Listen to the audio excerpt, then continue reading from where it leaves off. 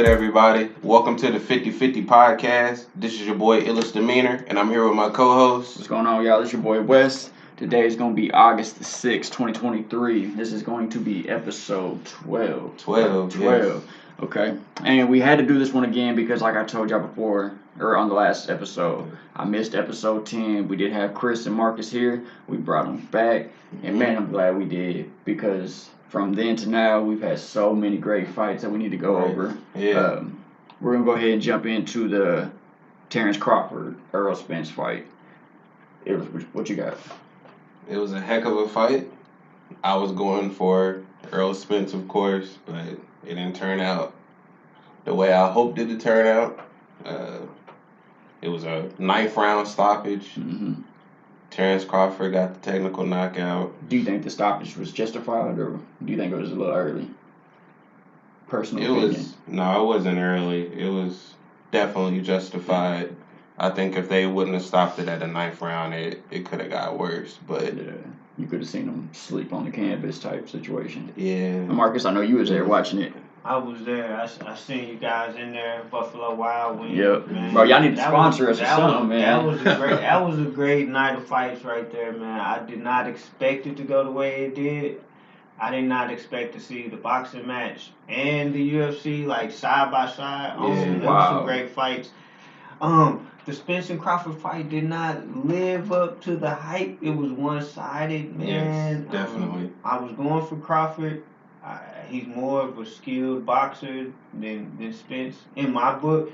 Yeah. Man, it was crazy, man. It was crazy. I'm a loss for words on the way it went down. Mm-hmm. It was brutal. Yeah. I kind of wow. Well, like I was telling Illis when we was talking about it, it takes so much skill to make somebody like Earl Spence look that bad.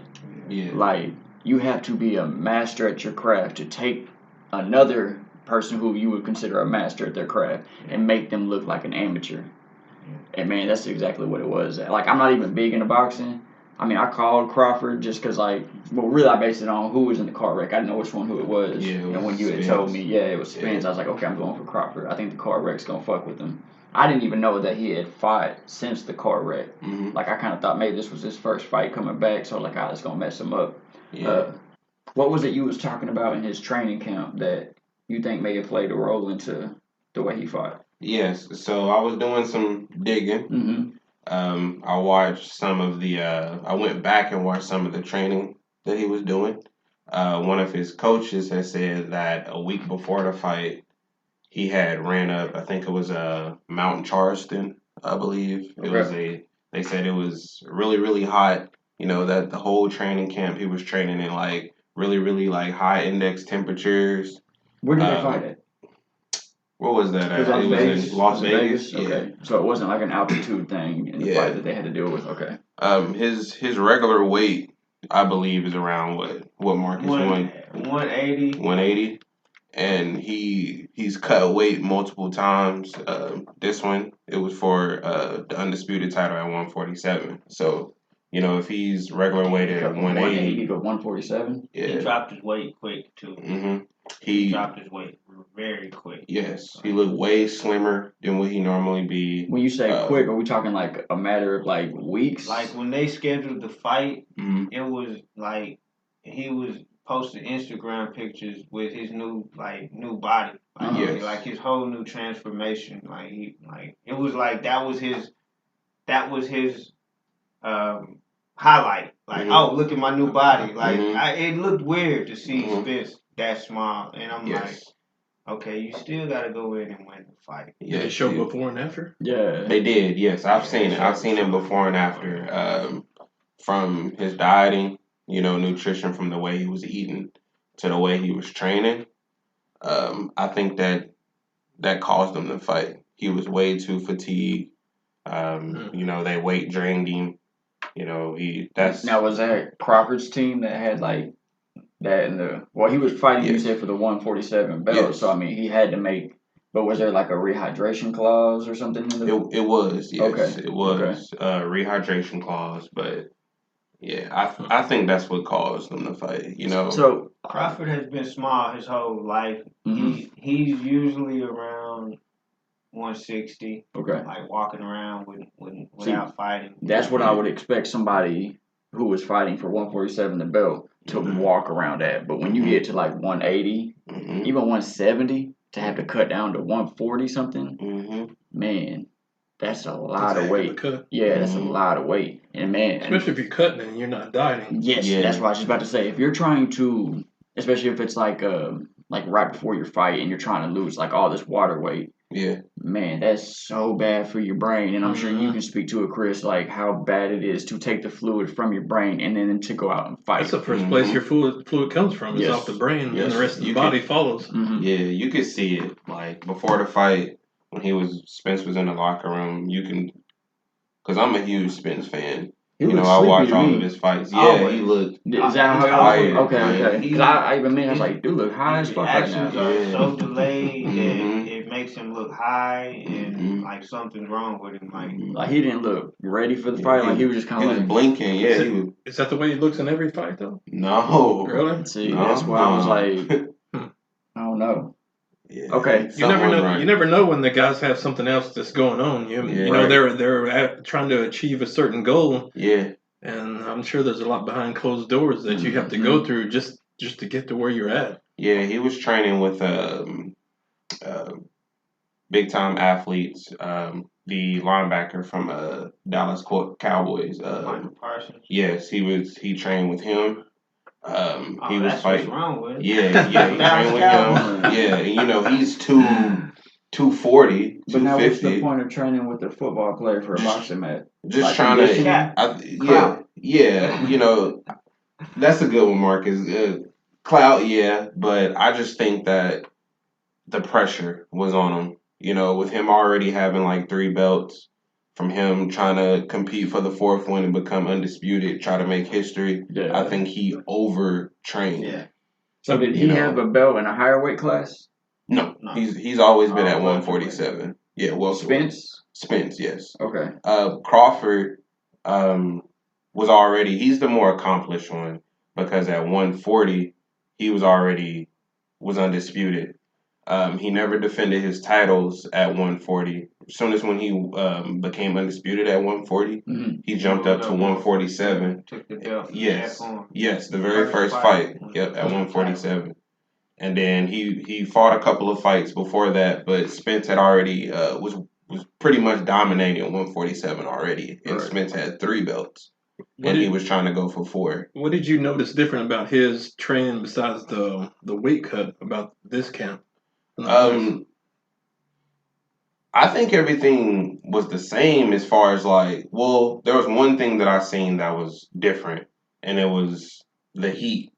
Because I think he went to, I want to say Dallas, and he was somewhere in a mountain somewhere.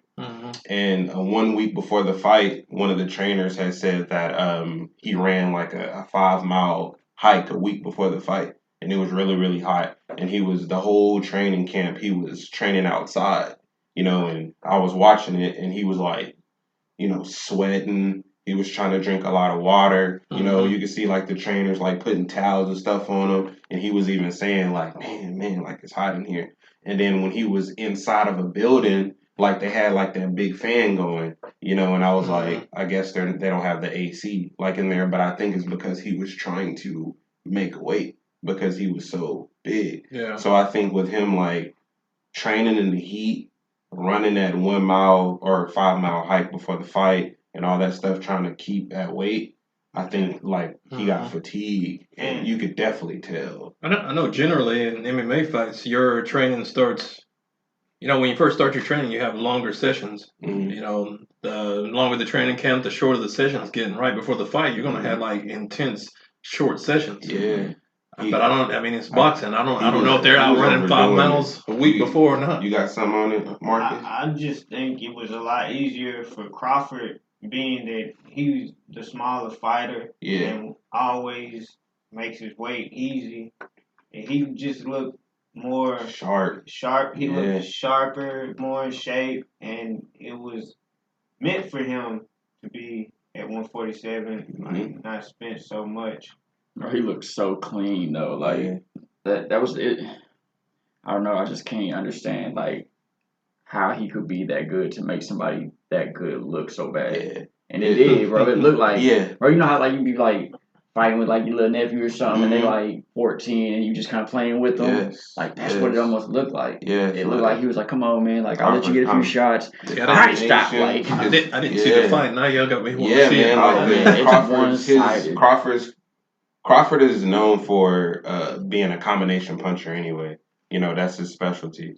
Um, Spence is more like a technical fighter. Like he likes to go to the body. He's a bigger fighter, so when he's fighting at 147 or 154, he's always bigger than those fighters. So he would put his body on you, get you on the ropes, and he would go, to the body. So he's Make less him footwork. Crawford's more Yes. footwork. Yes. So he's see- all going into that fight. That's his game plan. Like I'm the bigger fighter. Okay. I'm stronger. Try to put my weight on you. Go to the body. But see here on, I got the ready punch for that. stats. Sounds And like they he knew how didn't- to beat him. Though. Yeah, Yeah. exactly. He didn't From just. round one, it wasn't Yeah, there. Like no. the pressure that he tried to put on Crawford, it wasn't there.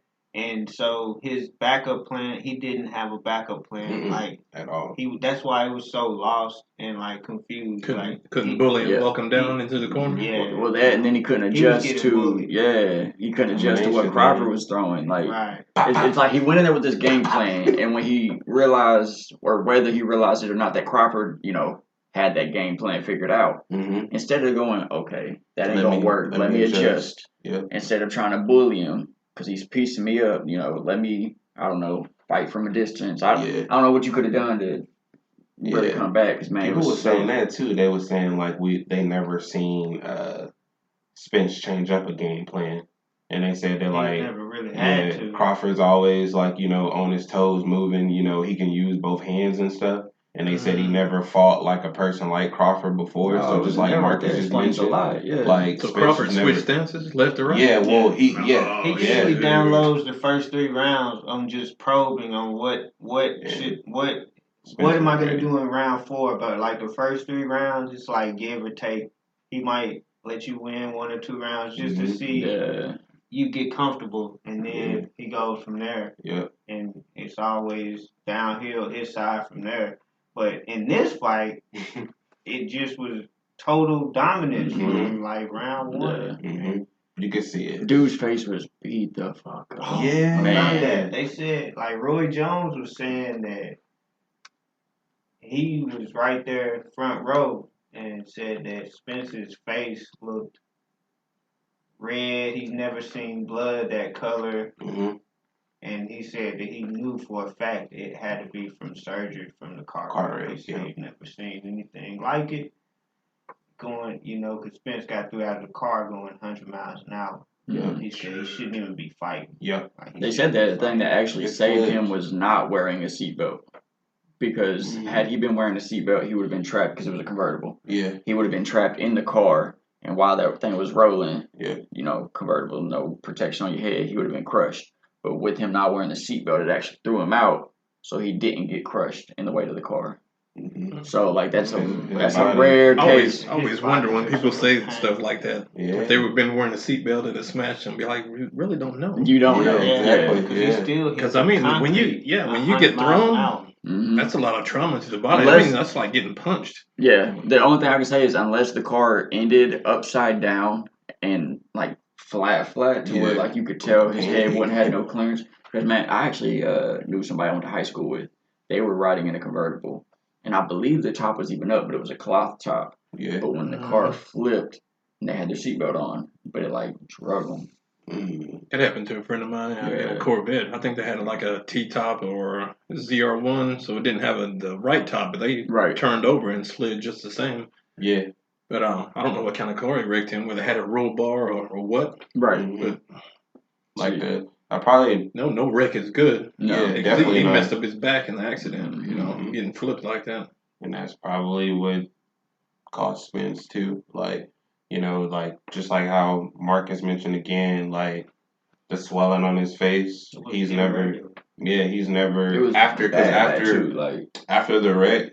I think he did fight like 3 or 4 more times, but like he never like took a lot of like beating like how he did with Crawford. So like, you know, he wasn't fully like healed yet from like that car wreck. So I think that's why his face started like swelling and stuff because he wasn't ready yet. Well, see, if you look at people like Nate Diaz, he has been cut so many times that he has so much scar tissue on his face that if you're in a fight with him and you sneeze on him, bro, you're gonna open up. Yeah, it's so easy. Yeah. And like that's a big problem for people like Nate and like Nick. Nick even went and had surgery and had, I think it was his eyebrow bone shaved down to where it wouldn't get, you know, cut as much because I mean, look what happened with Nate versus Jorge Masvidal. For the I remember title. that fight. They got stopped over a cut. Yep. And Nate's like, nah, I'm good. Like, let me fight. Of course Nate's gonna fight, bro. You ain't gonna stop Nate. Like, but due to where the cut was and how bad it was, they was like, nah, we gotta stop this fight. Yeah. So I wonder if like same thing happened with Spence. Like if the car wreck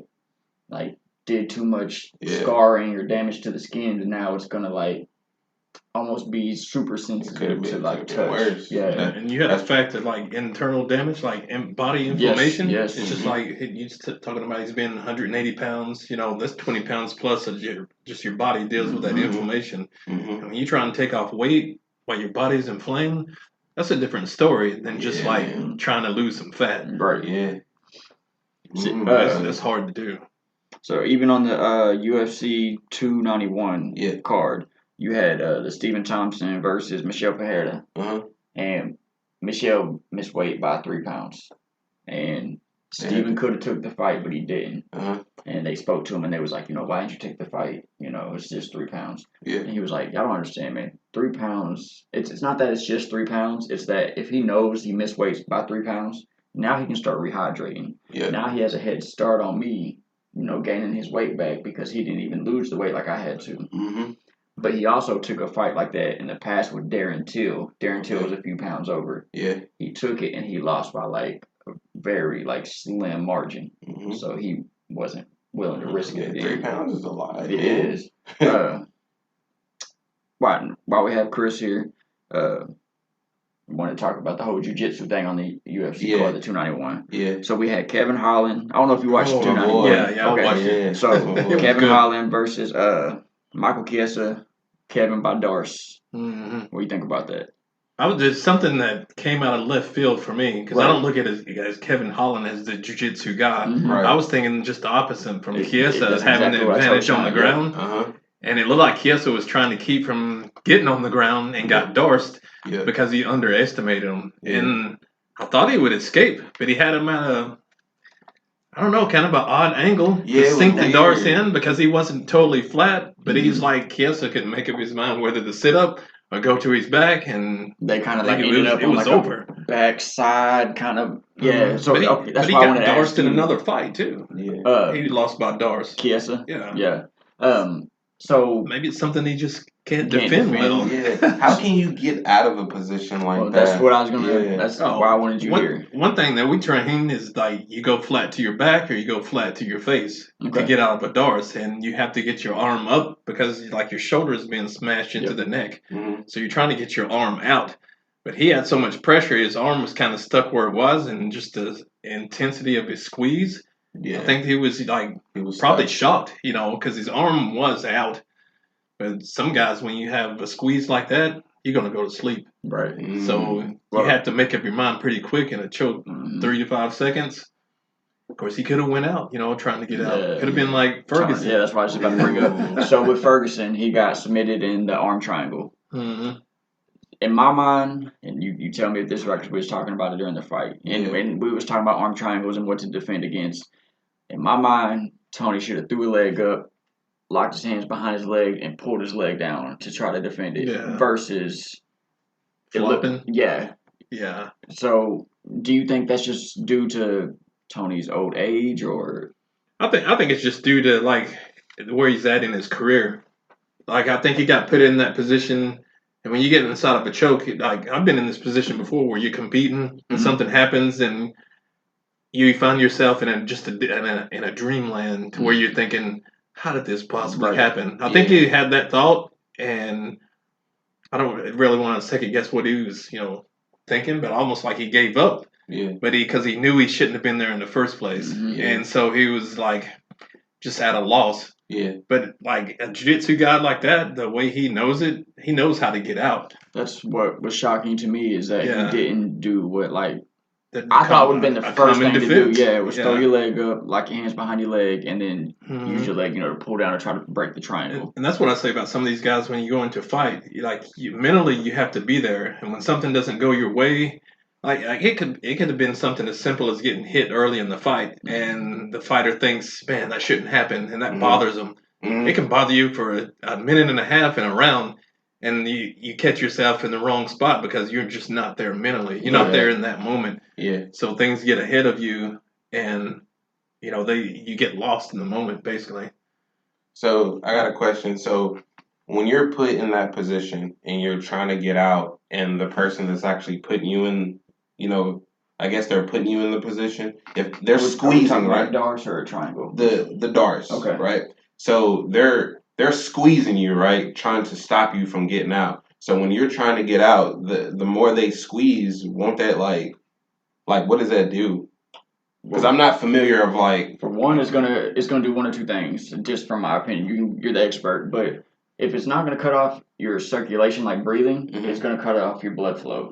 Which I've always heard a blood choke is worse than like cutting off your wind. Yeah. Like you can hold your breath longer than you can maintain without blood. So with the darts being up by your neck and your carotid, if it cuts off your blood flow, like you said, you're probably gonna go to sleep if you don't get out of it quick enough. Yeah. But the weird thing about it was such an odd position, like the way Kevin had it. Yeah. I was like, he's not gonna tap to this. Like he's got it, but it's not. That's what tight. I thought at first. Yeah. But anytime you don't move and somebody's got you in a submission, you can tough things out, and sometimes it's not as dangerous as what you think until you just sit there. But like sitting in a position where somebody is choking you, is really never the answer, never the correct answer. But as a competitor, you'll do that stuff. Yeah. But if you're defending yourself in the street, I don't tell people that. Just don't sit there. You gotta work. Even in competition, you got better chances of getting out if you move rather than sitting still. I'm thinking he probably tapped because of going back to what you said. Like maybe he got hit. Like before he was put in that position. Oh yeah, I meant pretty much Ferguson. I mean, Kiesa could have been the same, but I think he got caught in a position where he was just surprised at the guy's skill set. Yeah, and then it was just the first round. It wasn't even like late in the fight. Yeah, like, they wasn't tired. But that also goes back to Kevin made it look easy because when he got up, he was kind of he was happy because he submitted I got up like it was easy, and I was just kind of like.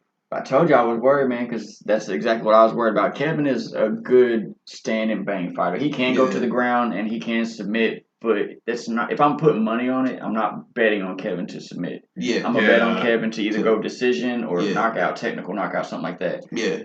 But it's the opposite for Kiesa. I was worried for Kevin to go to the ground because I thought Kiesa was going to submit him. I didn't want to. I thought it'd be a triangle because Kiesa starts kind of slow and it looks like he's running sometimes, and before you know it, he's on his back, and then he locks you in a triangle. And I'm like, I've seen him do that a few times. Okay, so that was another thing we was talking about defending with the triangle. Is the best way to defend the triangle is to sit on your butt and to pull backwards from it, or is it to fight the leg lock?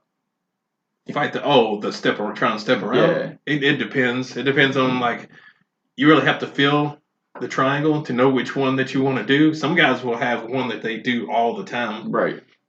Because there's a few things on the triangle when somebody's on the bottom. If they grab one of your legs, sometimes the going around the body to the leg is a better thing to do.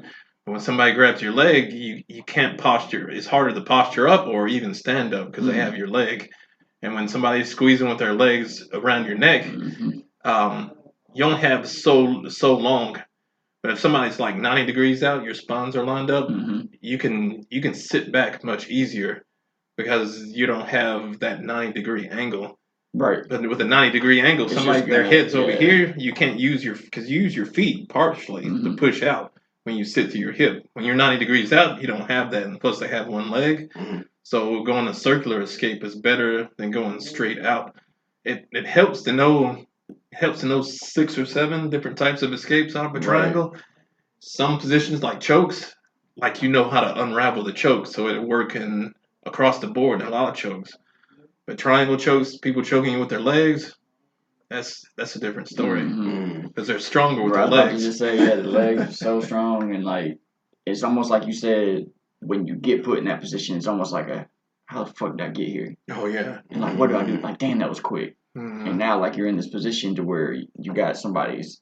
It's basically like a big old dude because his legs are way stronger than your arms. Yeah. And they're just squeezing the fucking life out of you. Yeah.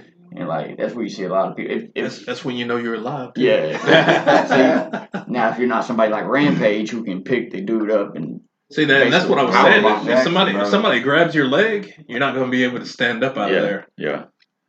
That's crazy. Yeah. I've seen Rampage Jackson do that before. That's what you're talking about, Rampage. Yeah, like he'll be in that position and he'll Just like power pick him bomb. up and be like, boom, and then it'll like break loose. Well, because it and I'm knocks like, dude out from yeah, his and I'm head or like, something what back the there. heck? But like Chris was saying, if his opponent would have been smart, not only would he have had that triangle locked up, he would have held one of Rampage's legs, so that way when Rampage went to lift up, Yeah, there's no he way. couldn't. Yeah, He couldn't. he lift probably would have just No fell back. momentum. Yeah. Man. Who else did we have? We had Derek Lewis coming out with the flying knee. Yeah, I mean, I didn't get to see that one, but I had to go back and watch the highlights on that one because I had to step out and like move my car. He's all about to get towed. Yeah, man. Yeah. It I was didn't so move my many car. people. You didn't move yours? Yeah, so I'm like, what's the odds of them moving? What's the odds of them? How would they know Exactly. that my car is not supposed to be Yeah, there? Like, I seen some dude because when I was backing out, like the dude at the hotel was like kind of like looking at people's like license plate, and he had some type of paper. Because you know when you check in the hotel, they you ask got you what kind of your car you license got. plate. Yeah, so he was like, Well, I never had a hotel I ask me was for a like, license man. plate though. When they ask you, I have a few, but they ask you what not kind recently. of car. Okay. Oh, and yeah. What describe your car? Okay. Yeah, he had the And flashlight. maybe what? Did they ask you? That's a what lot your of car tag- checking. Sometimes some Well, he hotels was, bro. Like he was out there Yeah. on like this old phone, like, and he was just creeping, like looking at all the Yeah. cars. I had people a who party, don't know. by Bedford's, man, or Yeah, Bedmore. I was like, I'm gonna take my chance. I think they're bluffing. He said, I'm gonna call. He said, I'm gonna call. They bluff. Yeah, they're bluffing. So for the people who don't know, we watched the fights at Buffalo Wild Wings, and Buffalo Wild Wings they do share a parking lot with the hotel. Yeah. And that was the whole situation. It was so overcrowded at Buffalo Wild Wings, people was overflowing to the hotel. And Do they have signs up, or is this hotel parking lot? That's why it's kind of like people do it all the time. Yeah, and they also had like 20 parking spots like blocked off because they was repairing doing the like fence. and I was like, because when I pulled in, I was like, why they got these parking spots blocked? Yeah, like They just gotta, and I was like, don't they know they gotta coordinate what they better. got to show tonight? I was like, it's the We start UFC pulling on the grass 291 and Terrence all kinds of Crawford. I was like, it's about to be packed in here. It was too. Yeah. Gaethje and Poirier. Yeah, I was like, dude, I'd have been like, no, you was not doing no constructions this weekend. Yeah. No, bro. Like, we about to be the busiest time of the year. You was not about to block up these parking spots. You missed 3 fights, gonna move your car. Really? And that's what I did. So I come back in and like the fight was only 33 seconds. Yeah, Wes was like, you just missed it. Derek Lewis did a flying like knee, and I was like, He said, no, he what? didn't. I said, no, he didn't. And then he said, you must not know Derek Lewis. he said he do that all the time because I said he be jumping in the air doing flying knees. Bro, He said, Derek was throwing head kicks and He wow. caught him. Yeah. That surprised me because he moved slow. So he He pulled a Masvidal. Yeah, he did. had a Yeah. 6-pack, bro. He had a 6-pack, and like he's like usually he's like big boned, not cut up. But like you seen him like, did you see After him? weighing, Yeah, I told you to look it up. I was like, did you see Derek? He got a 6-pack I now. was like, he lean, bro. That's a big dude. Yeah, But I think that's because he's been on a losing streak here lately. So I think he was like, man, let me take this camp more serious. Let me get in better shape. And you see how it helped, man. Came out in 33 seconds, get the knockout. I seen where the opponent, Marcos, however you want to say it, he told somebody in an interview that his teeth are still loose and he's not able to eat because of that. Oh, Yeah. For And real? I'm like, fuck, man. That's crazy. That's a nasty knee. It was. And when I seen it, I didn't think he got him in the mouth. I thought it was like head area. I thought it was too. Yeah. That's So I don't know crazy. if it was like maybe like the ground and pound because the knee wasn't it. Like the knee is what like was the beginning of the end. But he started ground and pounding him after that, which arguably, man, I don't know if you could have like let it go and see if dude could have recovered. Because some of those punches wasn't landed. I mean, dude was Yeah, guarded he up was pretty blocking. good. Yeah. But I But guess still, that You have a force. different though. opinion when you're standing next Yeah, to I him. was True, gonna say true, that force. yeah. Like even though you blocking, you still like. I was looking at you. I was getting waiting on hit. your response right Well, there. Yeah. there's people who say the Dustin Gaethje or Justin Gaethje Dustin Poirier fight was an early stoppage. I seen people complaining saying Herb D came in and stopped it too soon. I He just was out. He was out. Yeah, I he just was I out, just think you man. need to get kicked in the head Right. Yeah. like that a few times and see if you want somebody on top of you. Yeah, and let him just hit you while you're Yeah, out. because he could have recovered, but at what price does he recover? Because Gaethje's not gonna And after let him off the how hook, many right? shots? Yeah. Yeah. Yeah. You're messing with pro fighters. It's just not like you got knocked down and the ref steps in and kind of says get up and Mhm. like boxing, standing eight Yeah. count, Yeah. let you recover. Yeah. Shoot.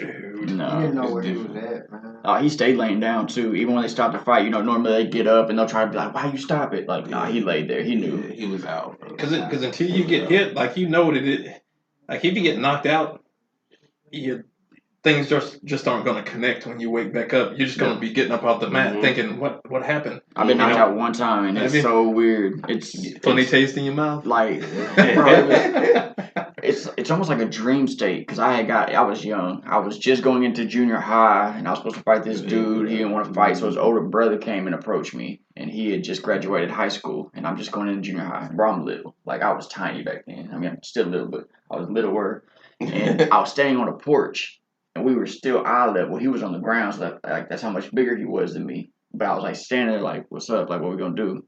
And he like stepped back. I thought he was walking away, so like I turned, and when I did, bro, that's all I Caught the remember. chin? Yeah. And they said like I dropped, like I jumped back up, and they said like I ran in the house and like I started opening the drawers. Like I was looking for a knife in my mind. I knew what I was doing, Mhm. but like while I was doing all that, it's like Things came too. I was almost watching somebody else like control my body. Mhm. Like my Mhm. body was working. Like I'm looking in drawers in somebody's house, but it's like I don't like I'm not it's not doing processing. it. Bro, it was Yeah. weird as fuck. Yeah, it's your I got brain it. that make connections Yeah. with the rest of the I got body. hit like that in football. Oh, Like, football's football terrible. where Yeah. you get blindsided, like you don't Mhm. see like somebody That's the coming. You know, worst, you yeah. got the helmet and then boom, and like your Everything head goes is white. like ringing, man. It's like. Did your ear ring? Yeah, like your ears start ringing, your head start throbbing, like you can almost hear you, and you getting up and you like, man, Yeah. and then like the game is still going on, and you see everybody running, so you like. You just You going through running, motions. but yeah, you don't know what you're doing, but you're trying to fit in. And you thinking like man, if somebody else come, if somebody else come, I'm gonna get hit again. So you're trying to like get back into like consciousness, but you can tell you're like man. And then when you get on the sideline, you take your helmet off, you like man. That's why a lot of people like they try to drink water. They're like, you all right? You gotta drink water and try to cool down and try to like So get back. you got those that, like you get knocked out cold, and you got equilibrium knockouts where you Yeah. get hit in the neck or you get hit in the ear or the Yeah. temple, and you Your can legs function, but don't you work. can't stand Yeah, up because yeah. the world is spinning. Mhm. That's Like you want to crazy. replicate that, go out, close your eyes, or do the baseball bat thing and run Yeah, around yeah, that's it. Yep. for about a minute, then see if you can balance. That's why I'm showing my See if you want to get hit after that. yeah, no. So and that's why I show them my daughters because I was like, man, there's knockouts where we're talking about like the clean knockout when people are just out. Yeah. And I was like, then here, let me show you this. And you see people like it's an equilibrium shot, and they Mhm. do that like baby deer. Like when you first see a baby deer trying to walk, like Yeah, the they're like, legs yeah, don't work, yeah. and like they're all over the place, and they're like, why are they doing that? I'm like, well, you got fluid in your in your head, and that's what makes you know your balance, and they get shaken up. That's what they said about it was the girls that were fighting UFC, and she turned around and ran towards the fence. Oh fuck! Damn What's, it! Yeah. What's their names? I seen that one. Yeah, that's what I think somebody made the comment on her because I think she got rocked and she went towards Yep. the fence so she could stand up. Yeah, to hold herself up. Yeah, Yeah. but I don't know how she had the The balance to make it to the fence. Yeah. It's like, But I yeah, mean, it's a survival type of thing. The fence can hold me up. So Mhm. why am I going to sit here and get hit again? Yeah, man, that's a crazy feeling, man. I can't remember. Once you get hit like that the first time, you like, man, I don't want to do that again because you like, because I got hit like that in football and I was like, coach. Oh, Yeah. He was like, you Football alright? hits ain't no joke. Yeah, he was like, you No. alright? And I was like, I had my clock Yeah. clean one Yeah. time. Yeah. Like straight helmet to face mask. Like he did it deliberately too. It was one of those cheap shots, bro. I turned around. It was an off the ball play. Off the ball play. 7th grade. When shit started getting real. I'm junior high. About to start getting their muscles and shit. Yeah. Dude took his helmet and just straight up just bam, just smacked me right in the face mask. You would think like that shit hurt. Oh, bro. My head started ringing. Rattled. I had to catch the sideline and think about life. Yeah, for sure. Contemplate my motherfucking life. Yeah, Bro. I learned that the first time I got hit in practice. It was probably 7th grade too. Returning, I think it was. No, we were doing drills in between the little bags, and I went head on with the dude, and I was expecting him to like juke, and he came straight, and he caught me on my heels, and I got knocked over, and I was thinking, man, I'm just gonna have to get in here and just do the roughing up, because if you just sit here, you're gonna get roughed up. And I tell people that like, get out there and get dirty. If you get out there and get dirty, you're better off than just like trying not to do and just being overly cautious, especially in football. No, being overly cautious, man, that would definitely cost you in a game like football. Because there's going to be people who are going to see that and they're going to say, okay, this dude stays on his heels. Oh, yeah. I'm going to light that motherfucker up this next play. Watch me. And I've even done it myself, like playing safety. Yeah, and I'm like, ooh. People's strength is not like certain people. They're not agile. They're exactly, like bro. Bringing it to you. And it's like you get introduced to that shit. This ain't boys club no more. I was a wide receiver in football, and I would cross block the safety. When he was with and I would hunt down that safety because he would turn his back, going towards the run. Like, I'm gonna get that safety on the back end. If I can get over there fast enough, I'm gonna knock him down. I remember that when he got hit by Ray Lewis, but he used to hit like receivers like that. Like he'd come across the middle, and like when receivers just try to get the ball or run their routes and stuff, he used to come in, boom, and like he used to pick them up like off their feet. Like the receivers would be like their feet will be like, as soon as the ball, as soon as their hands touch the ball, I'll be like, man, that's crazy. The head hunting that they had going on. You see the one where they had to stop all that. They stopped the whole. They used to do this thing, man, and kids nowadays, bro, y'all missed out on it. But they had like the hardest hits or the greatest hits that they would do in football, and they would highlight that shit, and bro. Like especially on the game, like NFL Blitz. Like when that game would start, it would show like the hardest hits. Yeah, they had to take all that out. They couldn't promote it no more. Yeah, they started giving people penalties like fines and stuff. Yeah, for doing that. Well, especially for like helmet on helmet type collisions, like. But it's almost weird, bro, because defenseless people like. But it's like, man, how do you take a game such as football, where the main objective of the game is to hit somebody, and you're like, well, don't hit them like this. Knock them off their feet. Don't hit them like this. So it's weird to like imply rules and be like, well, you can only tackle like this. Well, how can I tackle like this if he's also moving?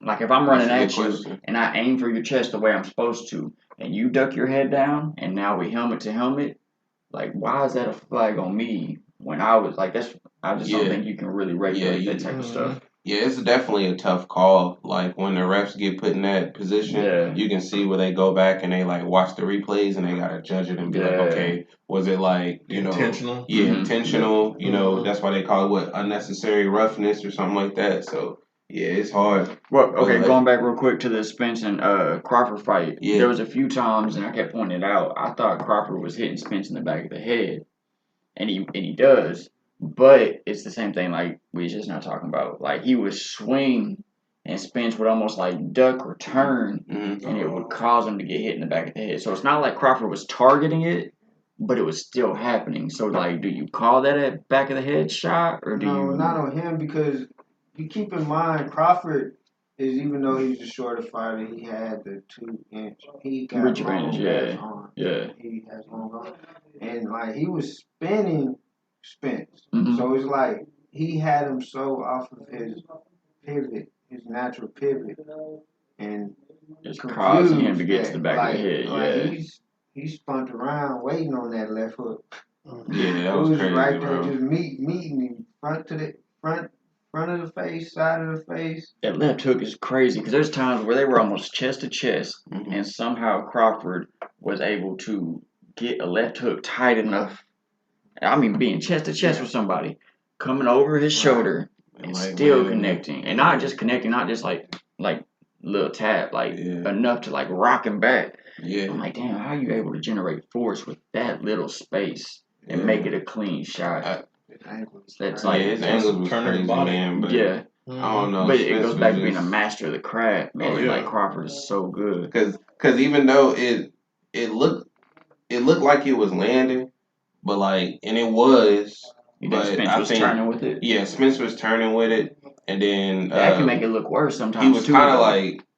like trying to hold on, like Spence was trying to hold on because he was stumbling and stuff. So it made it look like Crawford's punches was more powerful than what they was. Because even though he was landing, Spence was kind of like falling back. So it made it look like it was like, oh, you know, like even it was with stronger turning, than what it was. If you was to like hit and like say I didn't even really hit you at all, but like you turn You like this, this, and make it look like the this. judges may not be able to.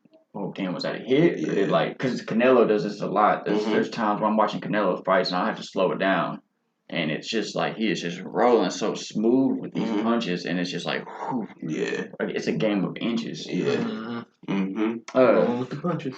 So Alex Pereira versus Jan Blachowicz. Yep. Do you think it was a robbery, or do you agree with the decision? I agree with that one. Same. Yeah. Did you watch that one? Alex Pereira, Jan Blachowicz. I did. Co-main event UFC. You watch it? I watched it. I thought it was a good decision. It was good to see him kind of come back. Yeah. Because I know he's a good fighter, and he's kind of like, I think he got, I don't know, kind of slowed down at the beginning of the fight, but he came back and got the win. No, Jan definitely won round one, and it was all control because he was on his back for damn near the whole 5 minutes. Yeah. You know, I even said at one point, I was like, well, it's done. Alex just lost because he had him almost in a rear naked choke. It wasn't under the chin, it was on the chin, which, I mean, you know, you can still tap somebody, you know, if you squeeze their chin hard enough. Oh, yeah. I think it was actually Molly Meatball McCann actually just recently. Or no, it was Valentina Shevchenko. Okay. Got choked, and it wasn't under her chin, it was on her face.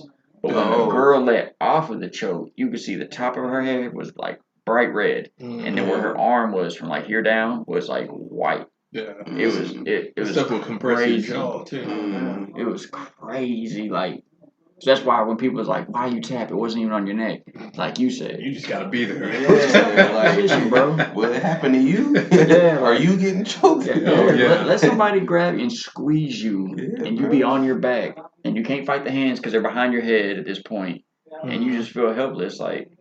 Unless it's like something to where the situation is like there's 5 seconds on the clock and you think you can like outlast without going out. Yeah. Yeah. That's a long. If somebody got you. That's a long 3 seconds 5. is a long time. Yes.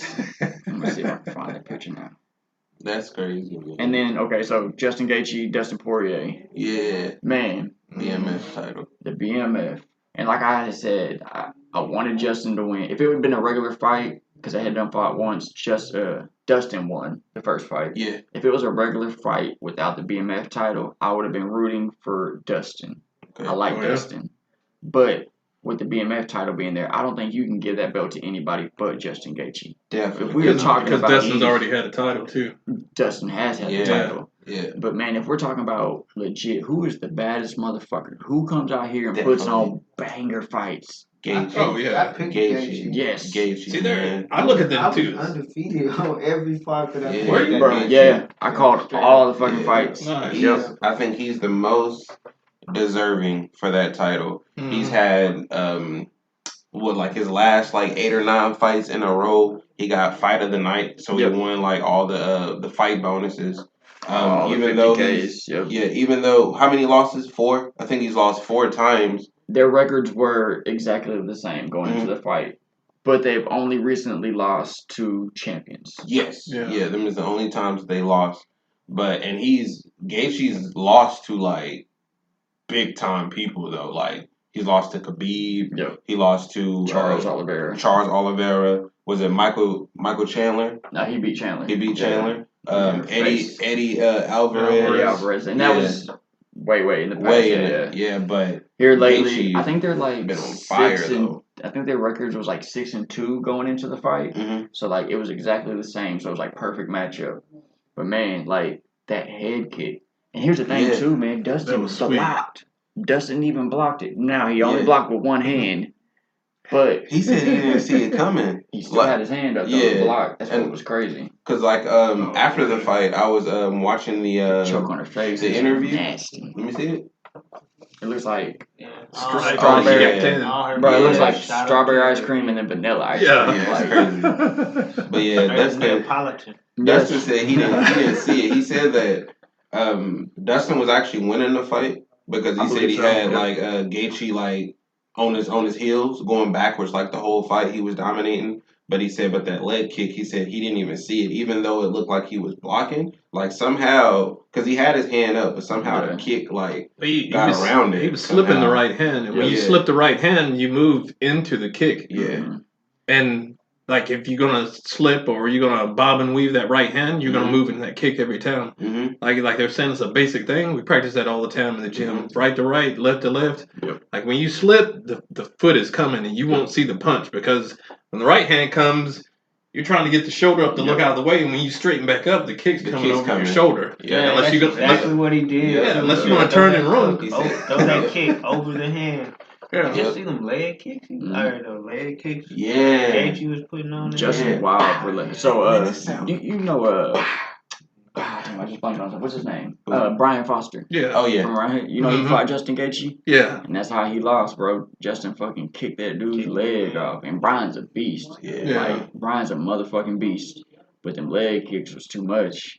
Justin, man, that's why I said you got to get the beat. Friend of mine, he passed away now, but he lived up in Springfield, Illinois, and he trained with Foster. Yeah. And we were talking about him. He's talking about, man, that's the hardest hitting dude. A bit. Is it really? Yeah. Brian Foster's man, I want him on the show, man. Yeah, he can hit hard. Brian's a I would love to have him on and the the show. thing is, bro, he's watch his fights. Yes. Yeah. Yes. He likes that. And he's been fighting before like MMA was like cool. Yeah. You know what I mean? Like back when people Robbie were like Lawler, Matt Hughes, Jens Pulver. Back when people was like, oh, this is brutal. Like you shouldn't be allowing this. He been street fighting too. Pat Miletich camp and all that. They come from that era right there.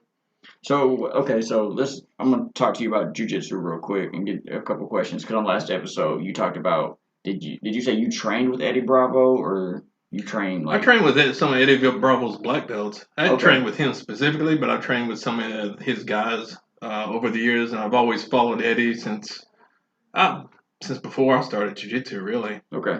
What do you think about Eddie Bravo's impact on jiu-jitsu? Oh, do you think it's as high as like Gracie's? Would you put him up there? As far as like popularity and like the trends go with jiu-jitsu, like Bravo started 10th Planet his own thing, and like specifically no-gi jiu-jitsu that addresses problems in MMA. And people have taken his style and adapted it to other things and like grew off of that. Which when you're talking about growth of jiu-jitsu, he's spawned a significant amount of growth. Just the same as Gracie did coming out of Brazil and growing jiu-jitsu. Now to say that he done something different as far as like techniques and moves, they're all the same. But like what people have done with the art is like they were founders and people built off of what they had. Because when you have a strong foundation to build off of, that person is always going to be somebody to be upheld for the the skill set that they present to somebody. It's the whole 4-minute mile thing. Once somebody broke the 4-minute mile, you started seeing it become easier and easier. And that I think that's what the Gracies did with jiu-jitsu.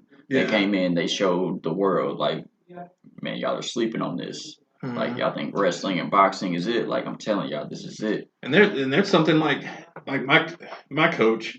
We talked about this a few weekends ago about as far as where Gracie comes from out of Brazil and like what people call Japanese jiu-jitsu today. And some people specifically say Gracie jiu-jitsu. Now there's that talk of like what we teach is Brazilian jiu-jitsu or is it Japanese jiu-jitsu? Right. But it all comes from Japan. But a lot of people that were exiled went to Brazil. Even slaves from like Africa were in Brazil and people with capoeira, yeah, like it was all mixed martial arts in Brazil because all the cultures were mixed, and a lot of Is that where the whole jujitsu, capoeira, a shooter lot of box stuff. comes from? Is Uh, that Brazil? I'm not sure. I think I know what's his name was his Brazilian. What's this guy? Shoot box guy. There's a few of them. El Silva's coach. Yeah. Damn it. I know. Damn. Black House. TRT. Black House fucking dude, MMA. too. Black House. The Danaher Death Squad, bro. I think. Ryan Gordon. Gordon Ryan. Yeah. I always get his name backwards. It sounds like it should be the other way around. Mm. Gordon Ryan, bro, is like. I think he is bringing. Almost like the popularity that like a Conor McGregor does to the UFC. I think he is bringing that to jiu-jitsu. Mm. And like I know he's got like his health problems that's kind of having to take a step back, but if we can get him to 100% health, I think jiu-jitsu, like just straight jiu-jitsu, could be as big as like UFC. Oh yeah, Is that the guy you sent me his picture? You said he was like real big and ripped, and then you said when he got sick, he kind of like lost like okay. That's Gordon Ryan. It's morphing into that already because when I started jiu-jitsu, you could barely find the competition anywhere, and it was rare if somebody was hosting one, especially like in the Arkansas area. Mm-hmm. It was rare that you saw like purple belts in the Arkansas area, and there was only like a couple of black belts. Like my one of my coaches is one of them. And a lot of, he went down to Brazil to train, and they started coming here more and more, and just started growing from there. That's why a lot of these people became like, just innovators, I guess you call them, like the Gracies, like Bravo. They innovated in certain areas. But when you watch it grow to where it is now, there's competitions every weekend, and it's pay-per-view competitions. There's competitions that are local. Yeah, ADCC, they're in every city now. It used to be just every 2 years, and just hear about them every now and then, Abu Dhabi, and it was kind of a rare thing to have those. And now it's like, you're making that a household name. And shoot, if you weren't training when you was 10 years old, it's gonna be hard to beat some of these people that were training since they were like 5 and 3 years old coming up. So they've been doing jiu-jitsu their whole life. There's a 16-year-old girl and another, I think, 16-year-old guy. I know a couple other 16-year-olds that are beating like black belts in their beating black belts in their 20s, maybe in 30s and stuff. Beating grown people lighter than them, heavier than them, doesn't really matter. Wow. And so you brought that up. It's a good segue into what I also wanted to talk about. So like in like action movies type stuff, you always see where like we was talking about the movie Unleashed with Jet Li. I watched that last night actually. So there's this part in the movie where like they send Jet, he's the badass, like beat everybody's ass type dude. Yeah. And they send him out to this big dude, and he's just like bam, bam, bam, done, and like walks off. Realistically, in most situations, that's not going to be the case. Like, put a little boxer against a big boxer, the little boxer is going to get knocked out. Put put Brock Lesnar against a Conor McGregor, Conor's going to get beat. But I think jiu-jitsu is the one aspect to where like the littler person can beat the bigger person if they are better trained and they have the better technique. So like for movies to do it like, oh, if you're a better boxer or karate, like you can beat the bigger person. I think jiu-jitsu is the truer of the, I guess, the combat type of sports. Do you think that's just because of like you said, you got 16-year-olds tapping, 20-year-olds and whatnot. Do you think it's just because of the years of training, or is it just because where they're training or the technique? It's a dedication that they have to it. Because you can take somebody that trains twice a week, 3 times a week, and just kind of does jiu-jitsu. They know enough to handle themselves. And you take somebody that's like they live and breathe jiu-jitsu. All they do is watch videos and train 6 times a week or 6 days a week, 2 times a day. And like when you put in that much dedication, you're going to create value and you're going to get that out of it. The more you put into it, the more reps and the more experience you get, the more you're going to get out of it. Because it's going to be a normal thing for somebody to do. Where we look at it and be like, that's kind of unreal to dedicate that much time to something like that. But like us here, we dedicate time to this, so we get really good at it. You have a hobby. You dedicate time to. You get really good at it. Yes, I want to start off of that, piggyback off of that, where you said like the dedication and stuff. It's going about Jake Paul. So he just beat Nate Diaz last night. We didn't even touch on that. Yeah. A lot of people say that like even you said it too. You said he's not a real boxer.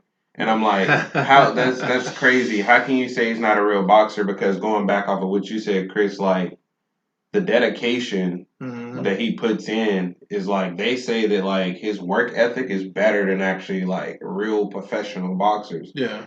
He has a $2.3 million gym, with like 2 boxing rings. Like he's training like with professional athletes, like beating them up and like training like sparring sessions. No, he's getting beat up. Like, he's don't make no bones about that. Yeah, he is. But like, so when people say he ain't no real boxer, like, man, you can't get better unless you get beat up. Put in the time that he hasn't put in, like starting from the age 5, 10, whatever most boxers do. Like, I feel like he's making up for it. I feel like he's legit. So see, this is how I put it. Training. This is what I mean by a real boxer. Yeah.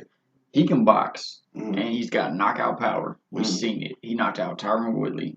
Granted, he's fighting people out of their prime and not in their sport necessarily. On ESPN, they got knocked out of the year, by the way. The Tyron Woodley one? I'm not mad at it. I probably could find better ones. Yeah, it was nasty. He got knocked out of the year. Okay.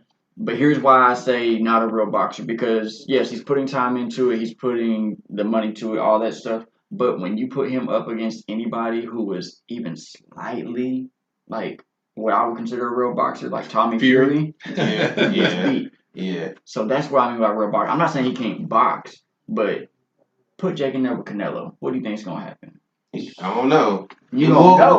Canelo probably, bro. I ain't gonna say probably. I'll take probably back. It depends on the style of the boxer. Yeah, but if he lands a good right hand, true, and that's with any combat sport. You have a training. He's getting prepared. Like I'm not gonna put anything past somebody that's like, just kind of like how you said, like they eat, sleep, crap training, man. Like, if you put that much time, and investing that much time into like your body and stuff like that, like, you never know, man. You can get on there and it be your night and the other person can be off and all you need is a moment. Yeah, man. Yeah. So, and that's what 10 rounds is for. I mean, you're looking for that moment, or are you trying to pound them out the whole time? Yeah, one of the two. And he's fighting. He determined. Like he got a chip on his shoulder. Last night, after the fight, he actually called out Canelo. Like he said, "I want to fight." I don't know. He stop. Yeah, because when he said it, he said stop. When he said it, I was like, what's Canelo's weight? Right now, he's at 168. He's undisputed. He only lost. What is Paul? 2 fights. Around the same. I think they fought at like 175 last night. They got 175. Put it like this. He's a big 175. Floyd Mayweather beat his brother, the bigger one. Mm-hmm. And Floyd is smaller than Canelo. Yep. Yeah. He beat I think, what is he, 190? Logan is like... Logan, big, yeah.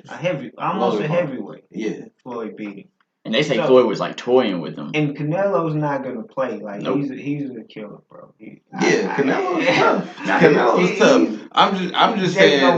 I'm just saying. That's what I mean by real boxer. Mayweather didn't run though. Yeah. Mayweather went forward. Yep. He went forward the whole time through punches. You have a boxer that will just like run left, right, back up, like Diaz wasn't engaged the whole time. Towards the end of the round, would come on and start throwing punches and moving him backwards. Yeah. But a lot of the times he was moving back, and I think that's what lost him the fight. Mm-hmm.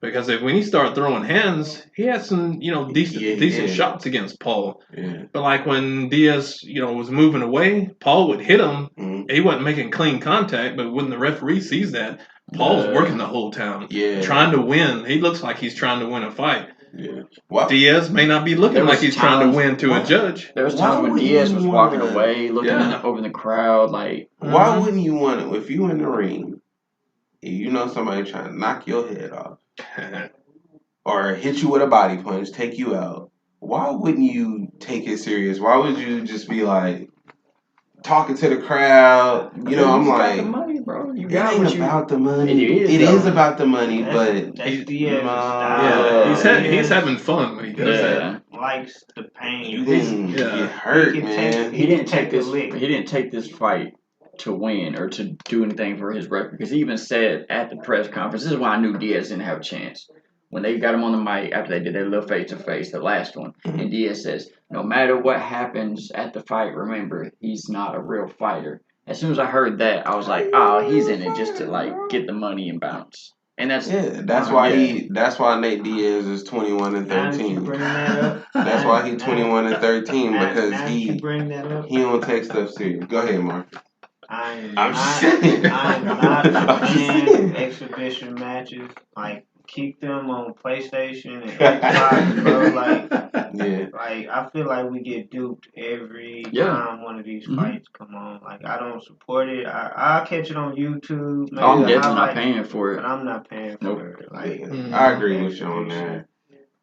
But that's what it is. It's a cash grab. Yeah, it's a Yeah. cash And it grab. works. The best thing it does is bring eyes to boxing and puts it in a new light for people that are up and coming that want to get into it, and it creates them an avenue to get into. Yeah. But as far as like I think when you're a pure fan of like watching the fight, technical fight, and two serious fighters, like you want your value for that. Not to be like get in there and be like, hey man, if we fight in the backyard and have some fun. That's what I want to see. And like did y'all watch the Roy Jones and Tyson fight? Yep. Yeah, I did. man. That was like we got duped.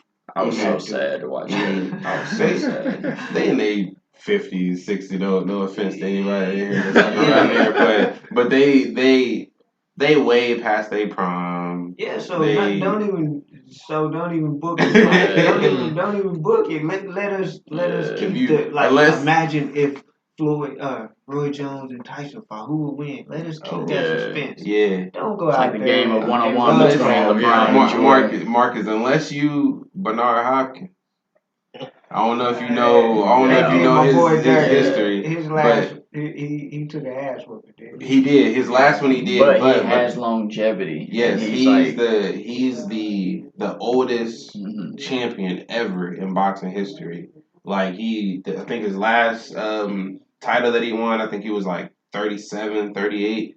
But like he's the oldest undisputed champion ever. How old was Glover Teixeira when he won the belt? 'Cause, Glover was 40 for sure. Glover was 40. Yeah.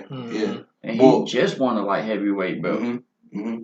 After all these years, But bro. they got different eras though. They have like the 3-belt era, then they got like the 4-belt era, and I think the 4-belt era was like in 2004, 2005.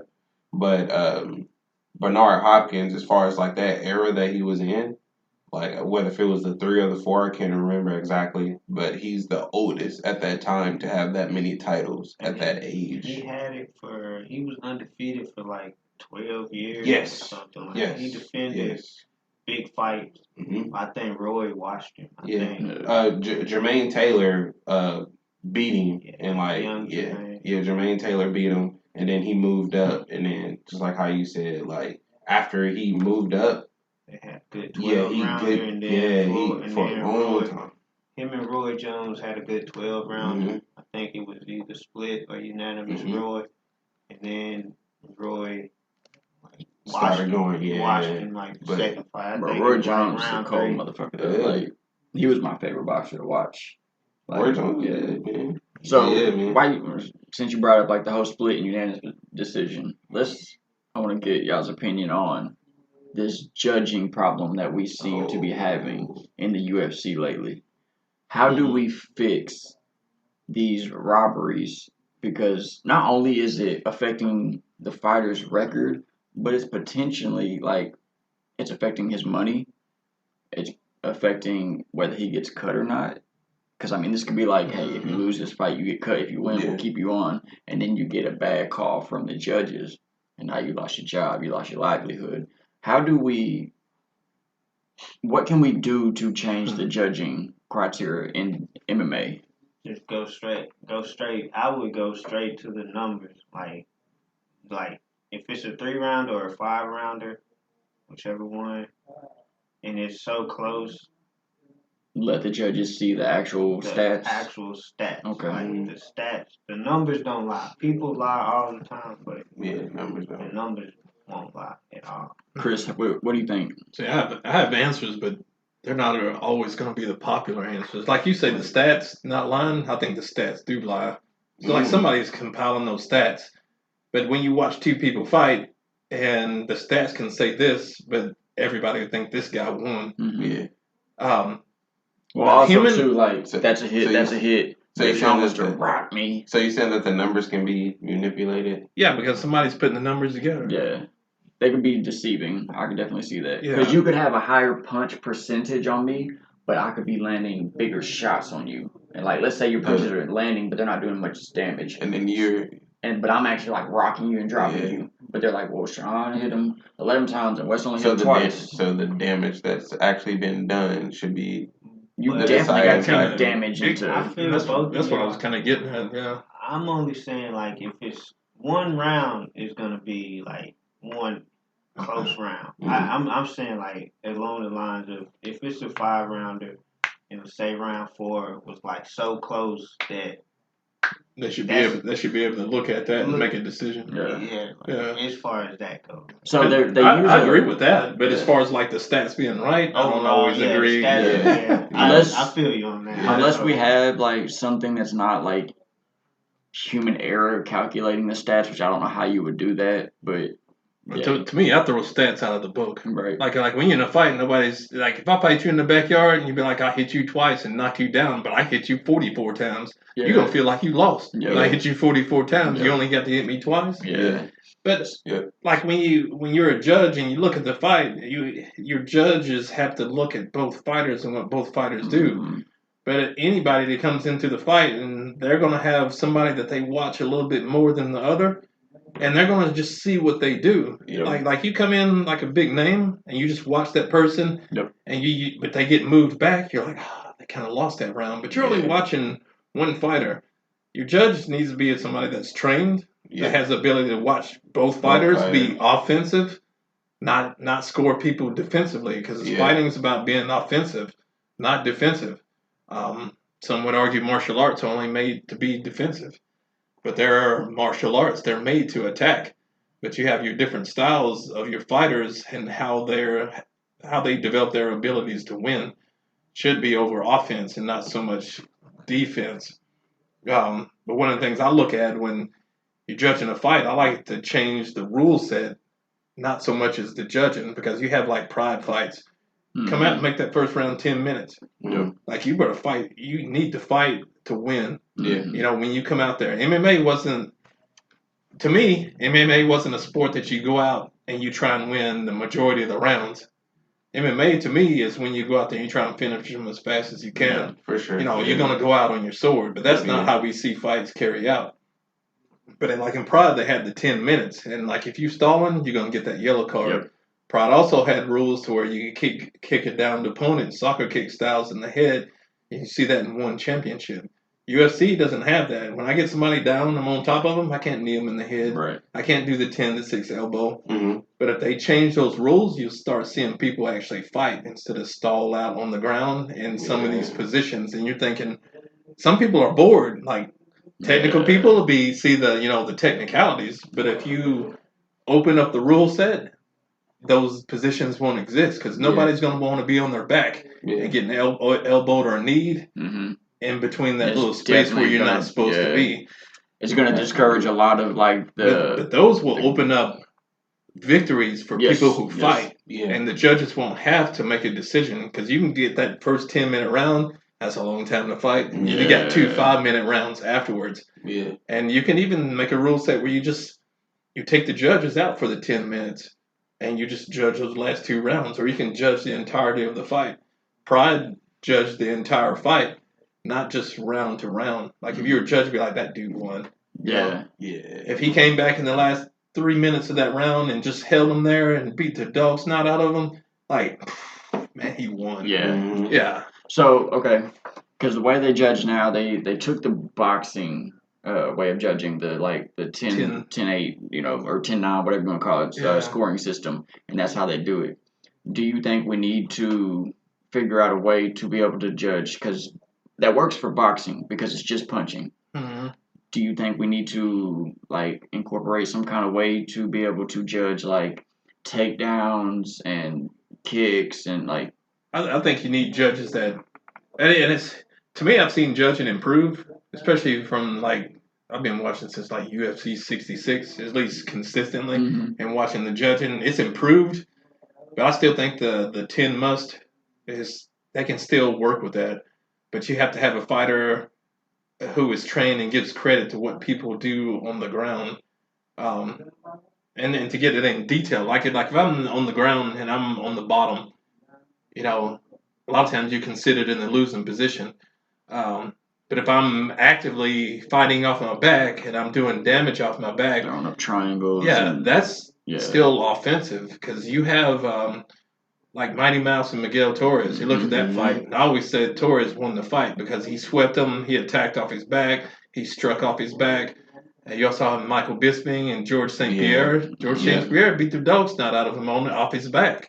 Yeah. But like being you off his need back, to be you need to be credited for those things, not just seen as like I get beat up for 4 minutes and I take you down and hold you down for 30 seconds, therefore I won the round. Yeah. That's the way it used to be during the early days of Ultimate Fighter. Yeah. Wait to the last minute, take them down, you won the round. Diego Sanchez, a few other fighters won a lot of fights with those they just methods. weather the storm and then get a takedown at the last. Yeah. So it should be judged by the amount of damage that you. Damage is judged. I just don't know. I think damage trumps all. You see more 10-8 rounds now to guys where if they take them down and they do, they're severely dominant. I believe in like if I knock you down a couple of times, that's a 10-8 or 10-7. Like a point or something. Yeah. It can even be 10-6. To piggyback off what Chris was saying, I think the fans don't appreciate people fighting on their back as much. Mm-hmm. We're trained to see the action. And like you said, it could be boring. Do you think the refs or the judges may cater to the more of the slams, fan reactions to highlights than just technical fighting? I definitely think they can. I don't like when they do. So say the round just ended and they're going to their corners and they got their little rest period. I don't like when they show highlights that the judges can see because if they just show highlights of one fighter and the judges are only watching that, they're like, oh, okay, well. Yeah, okay, I guess they he won. do that in boxing. Bro. He stole the round. Bro, he got beat for 2 minutes and 40 seconds. How did he steal the round? I think they have monitors now in the UFC. If I'm not mistaken, all the judges have a monitor that they can look on. I'm not sure if it's different angles or if it's just like the TV angle though. Mm-hmm. Because being cage side, there's sometimes like you not going to be able to see. That's what's going on. I've heard cage and I want to go to a live big UFC event. But they said realistically, the best way to see it is on TV because when you're cage side, you can't see majority of the fight. Like you can hear and you can feel the stuff that goes on when you're cage side, but if you're in the wrong spot, you're just not going to be able to see. Yeah, there's advantages and disadvantages of being in fights. Like UFC fights, I'd rather watch them at home. Yeah, but like if I'm cage side, you're gonna hear that smack. Mm-hmm. And you're going to see that blood splatter. You're going to have a different opinion of some things. Yeah. I want to be there for the crowd. When Izzy knocked out Alex. Man, I would love to have been there live. Because as hype as we got, bro, I could only imagine how hype it was in that building. I'm surprised they didn't kick us out. Oh, man. Well, it's because Buffalo Wild Wings was so fucking loud. That's the only thing that saved us. If the rest of the place would have been quiet... Did we tell Marcus that we knocked us going wild? I threw the chair, bro, and I didn't even know. That's why I don't go to fights in public like that, because I'll be yelling. That's what it was like. I think I see you get up. With you got up. You was like, man, come on, man. I felt it. I was like, look at Marcus over there. I feel it. Them punches was crazy. I did the same thing for Justin though when he got the head kick. I was like, Because it was so dirty, bro. Another thing I want to say for fighters, so it's crazy to me. Like before a fighter actually before the fight actually begins and they're on the sidelines and they're like training and you know how like they're warming up and like they're hitting the bags and you see them they and you like, oh man, he's ready, man. And then when they get in there, They don't be ready. they don't do nothing, and you be like, man, he was just those shots are staged. Yes. They're not all the time in the moment. They go backstage and they get those shots. They set them up because they'll just hit some mitts or do whatever for the camera. Yeah. It may not even be exactly at that time when they're hitting mitts. Or Chuck Liddell used to, when they put the camera on him, he used to do the dumbest shit because he was like, why am I going to show you what I'm about to go do? Let my opponent see it. Yeah. So when they would cut to Chuck Liddell training, he'd be back there and he'd be like, punching with like double hands, like just doing the off the wall shit. And they were like, why are you training like that? He was like, y'all think I'm really doing that? He's like, I ain't gonna just show y'all how hard is it? Like, you know, like when the fighter's in the fight and you have like the corner man or, you know, whoever, you're like, duck, uppercut, move to the side. Yeah. And then it's like, but so as a fighter, when you're in there, in your head, like, when they're saying like duck and you don't duck, you're like, why are you not ducking? Why are you not? You know what I mean? And it's like that's crazy. So it's like when you're in there as a fighter, it's like, are like your instincts or your thought, is it like different? Because it's like, do you want to duck? Like if your trainer is saying like duck and you're kind of like, it's kind of like the equivalent of like football or basketball or anything. Like I tell my people, like if you hear me coaching and saying something, you know, I get in a different perspective than you. You're in there, and you always have the decision to veto mine because, like, it's your decisions. I can try and be your second eyes and help you out, but ultimately it's your decision because, like, I may see something that looks wrong, but you're okay, and like you're not in a position where you're going to tap, and I'm yelling at you to get out, but you're not moving as a coach because you're like. If something small as that dude's got a hook in over here and it's dangerous for him to move like that. Yeah. But I don't see it. But he knows that, so he's not going to move. But from my perspective, it may be the best thing that I think. So it's not always like you don't have to do what your coach says. And you really have to be able to make decisions based on what you think and what you're hearing. Based on what you're seeing, as a coach, do you get upset and be like, I said, like, do this, do that. No, because ultimately it's their decision. Like, we had some money on the line. Yeah. Like we may do some things different, have some different systems. Yeah. But, like, I want my people to be satisfied with the performance that they put on. Yeah. And my son, I made a bad decision on him one time when he was in one of his matches. And it kind of changed my mind on some things. Because I thought he had some points and told him to hold his position. And he was going to mount. And he listened to me and held his position, and we lost the match. So he didn't have what the points that you had thought. Yeah, and I was like, "That's my fault." So he should have been more offensive. Yeah, and it's like you feel bad for stuff like that. Yeah, that's why I tell people now is like, but that just recently make your own decisions, you know. Damn, what's the ball headed girl's Rose Namajunas? Yeah, it just recently happened with her. The corner kept telling her, "You're great, you're winning. Like everything you're doing is good." I remember that. And so the whole time she's starting each round, like, oh, I'm doing good, I'm winning. So she wasn't like pushing the gas like she should have been. Mm-hmm. And when the fight stopped, like she put her hands up and she was confident she knew she just won. Yeah. And then she lost. And like Rogan and John Anik, all them on the commentary was like, I don't know why they were telling her like. Yeah. And they thought she was losing. I thought she was losing too. See, and that's what I thought. Yeah. And then they cut to, they're mic'd up in the corner and they're telling her, like, oh, good job, like, keep doing what you're doing. I'm like, keep doing what you're doing.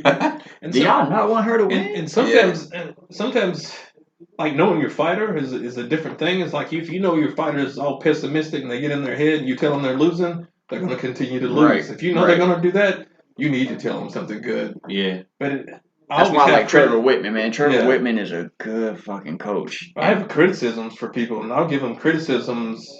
I'll give them usually the compliment first and the criticisms afterwards because, like, they'll do good and bad things. Mm-hmm. But if you're just all critical, they'll just get down on themselves. Yeah. Because I've had fighters and myself before. You'll be in there, you'll be sparring or something, and you're doing well, but I'll hit a 4-punch combination, but I get hit back. After that. Yeah. And I can be, the coach be to him, that's some good shots, you were doing good throwing your combinations. Be like, yeah, but I was getting hit. But you were out striking the guy. but after each exchange, you would get hit and you think you're losing. Right. So you're down on yourself inside. So sometimes what you feel is not what is happening. Not So right. turn the heat up. I always tell them turn the heat up. Mm-hmm. Like doing good, but I'm not a coach. But I can see it being like, you doing good, but let's turn the heat up this round up. Oh yeah. Like I would never just be like, hey man, we down on the card. Because most people don't respond to any negativity the right way. Like if I'm down on the card, like he said, I'm gonna just be pessimistic about it the whole time. Like fuck, man, I probably lost this one. Like I can't beat him. Like this shit I've been doing ain't working. But if you like, you doing good, bro. But let's turn it up. Let's go get him. Like, how you say it. Yeah. So I kind of feel like fighters are also a little more disciplined and self-aware though. So like when you do tell them shit like, hey, like okay, last night for example, I was watching the UFC card and it was Corey Sandhagen versus what was his name? Yeah, I can't remember the name. I saw that fight though. Ah, damn, it's gonna drive me crazy because I just watched it. Rob Font. Okay. Corey Sandhagen versus Rob Font, and on the fourth round, Rob goes to his corner, the beginning of the fifth round, and his corner tells him, you're down 4-0. They was like, if you don't come out and do something, like, this is it. You lost. Mm-hmm. And see, so I do get the shutting down, but, like, if you tell me that, and I'm in a fight, like, kind of how you was talking about last night, bro, like, now I'm going out there and I'm throwing absolute everything I got. Yeah. Like, I'm throwing caution to the wind, fuck all that. Like, I'm going, like, I'm gonna try stuff I didn't even plan to try now. Because you're round two, but go back. Like that's round two. Yes, it's different. Round 4 and 5 is different. It's different. Like, round 2, like how do you respond to that? And those are some of the things that you don't want to gas yourself out. Yeah. You should communicate and know the style of your fighter and how you're gonna coach. Like before you even hit that, before even competition night, you should know how to get your fighter to respond to stuff like that. Yeah. You're supposed to work on that stuff before. Not everybody does, but like you work situational things. We do, and I can jiu-jitsu. You go in there like you're down 4 points and you need a submission and you got your back taken. Like now we're going. Let me see what you gotta do. Mm-hmm. Like let's do it. Like some people will give up on themselves and be like 30 seconds. I can't win. Yeah. Like go back on the coach, man. Like you got this, man. Like listen, this is what you gotta do, bro. And like break it down to him and tell him like you losing this round. Like he throwing them jabs, he throwing them uppercuts, or he got you in this, man. But this is how you gotta do. This is what you gotta do to get out of it, like that. But if you're just saying like, hey man, you losing, man. You want me to throw in the towel? Yeah, and then you kind of like, I'm down to fight it. Everyone be like, all right, man. If you say I'm losing, you think, can I win? No. All right, throw in the towel. How many times have they'll be thinking it though. Yeah. How many times have we done this as a kid? At least me personally, I know I've done it. I would run the 10-second drill in basketball. I would like count down in my head 10, and I'm like, we're down by 2. I need this 3 to win. And bro, I'd run this drill over and over and over. You know what I mean? Like you do it every time. Everybody practice that. Yeah. In boxing, that's big because, bro, like you know how many times have you seen a fight and everybody's like, oh, he just stole that round. Yeah. Like he could steal the round in the last 10 seconds of the round that he's just been getting beat. Look at the Tyson Fury versus Deontay Wilder. Yes, like perfect example. Yeah. Deontay was dominant until Tyson figured out, like in the later rounds, like, oh, he can't fight going backwards. Yep. Why am I not pressing him? And Tyson, like, damn near got knocked out. But when he got up, arguably came back and won that round. Yeah, he did. And that's what makes the difference for some fighters because they have the physical abilities and they also have the mental abilities and can figure that stuff out.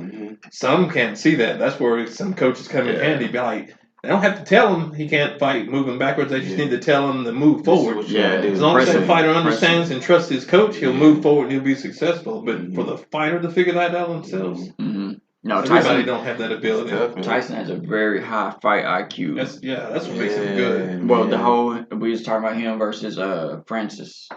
And like he gonna beat Francis. I think so too. I think so too. That's Francis to me. That's an exhibition. Yeah, Francis said his power is gonna like be the deciding factor. I think he's too slow. I'm not taking nothing from Francis. But, like, if Deontay Wilder couldn't knock out Fury, bro, Fury is a I don't top see Francis doing it.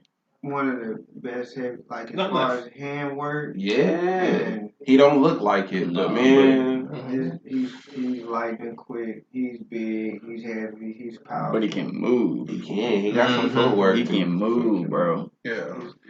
His hands are light as Fast, he man. wanted to go. I can't see Francis beat like no. That's an exhibition match. This is the only reason I can kind of say Francis is because everybody who in any fight has a puncher's chance. Did you see what I sent you with the Yeah. baseball? Yeah, I did. So I did. Yep. these two dudes getting a fight on the baseball thing. Did you see it? It's the Oh, second Ramirez? Yeah. Bro, like Right hook. Yeah, and it was like a wow. It was like he was looking down and he was just like, it's just a That was puncher's hilarious. chance. Yeah. And Yeah. like he looked like he didn't want to fight. Like he squared up, but then he ducked, and I was like, oh okay. He took a shot and Yeah. came back and punched him. Right. Yes. Just knocked him down. That's the only thing I could give to Francis is that he's got a puncher's chance. Yeah. Like Yeah. because he can punch, he's got power, he's big, he can take shots, but he can be beat. We've Yeah. seen it. I Stipe bet he Miocic can't- beat him. I bet he can't throw punches moving backwards and side to side though, because he's gonna be That's trying to gonna keep stay out of the corner and yeah. move side to side. You can't punch moving Yeah. backwards. Nope.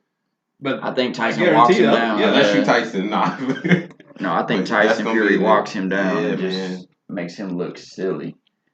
I in a way, man, I'm kind of tired of seeing MMA fighters go over to boxing. Like, start bringing these boxers to the octagon. Yeah. Stop making it look so one-sided.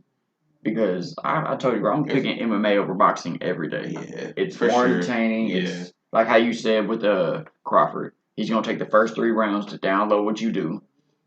Bro, MMA is Derek Lewis coming out 35 seconds into the fight flying. You don't know what they're Yeah, gonna do. he You can watch film and you can like train and be like, oh, okay, like I'm gonna train to do this, and then once you get in that octagon, like he do something totally different. And Bro, you're one like, leg kick and then what? my person's like, oh You're like- shit. yeah. yeah, you don't know what you're gonna do till you get hit. So it's Yeah, crazy. till you get that old till Tyson. you get that first reality, yeah. like you don't know how you're gonna react. Mhm. Mike Tyson saying everybody has a plan until they get hit. But I think that's why MMA.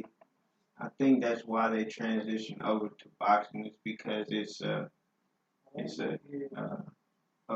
facet of something that they do anyway. Like Mhm. it'd be a lot harder for a boxer to go into MMA. It is, yeah, that's why they don't do it. You never threw a kick in your life. Like, So good luck. do you think Jake will follow through on what he said that he's gonna fight Nate in MMA? Yeah, I see that. He could do it. He's gonna have to follow through, but He can do it, but can Yeah. he he win? can do it. But he gonna get rocked though. I think he get yeah. I think I don't Nate know. chops on them legs a few times, Yeah, and then Jake can't stand. I think Nate chokes him the fuck out. Yep, that's what I was about to say because that's what Nate does.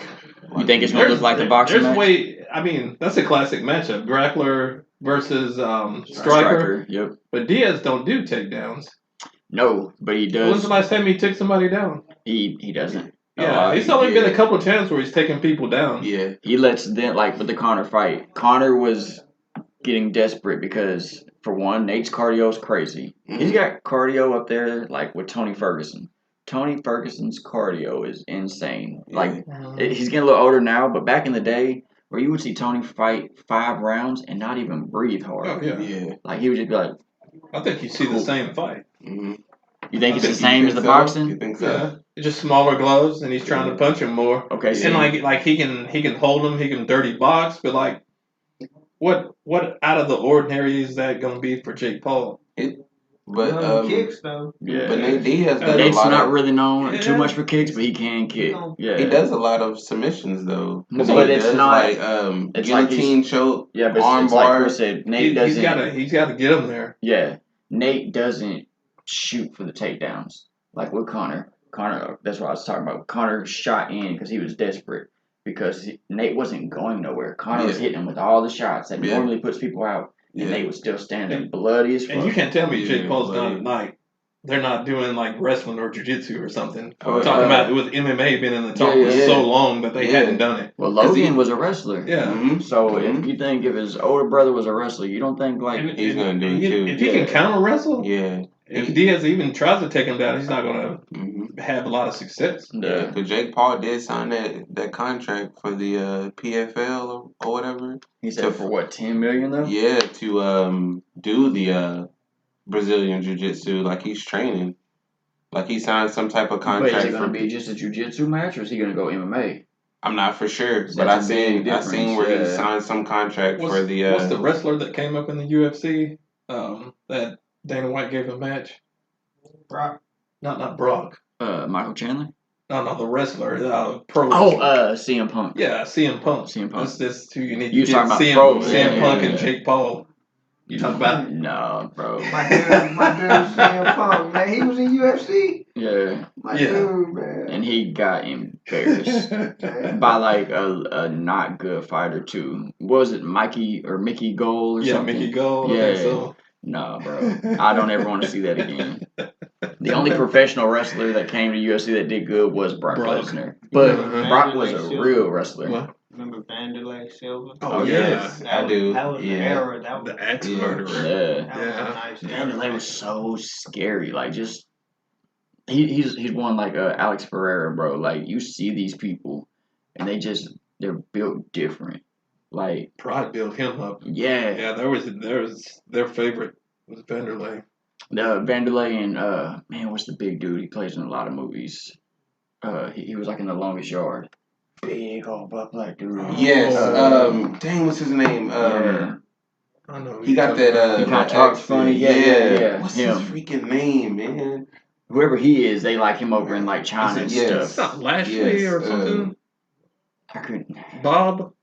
Yes. Bob, That's it. Bob something. Sap? No. Sap. Yeah, Is that's it Bob it. Sap? Yeah, Yeah, I think so. Bob I think so. Sapp. Something like that. That dude is freaking huge, man. And that's why they like him, because he's so Yeah. big. But yeah, I seen him lose some That dude said, lose some sketchy fights Yes, too. he said. That's him, man. yeah. And see, they love him like in China and stuff like that. But again, you got somebody who is big and scary that you would think, man, I want to fuck with this dude. But then he gets in the ring with like, bro, put him in there with what's the dude, Crocop. Oh Yeah. Bob Sapp is going to sleep. That's yeah. You know what I mean? That's a like, mismatch. Yeah. I remember him. Like, kicks be like, wow. Yeah, man. Like you. I can't remember which one it is, but they was like one or the other. I think it's right leg, you're going to the hospital. Left leg, Cemetery. you're going to the cemetery.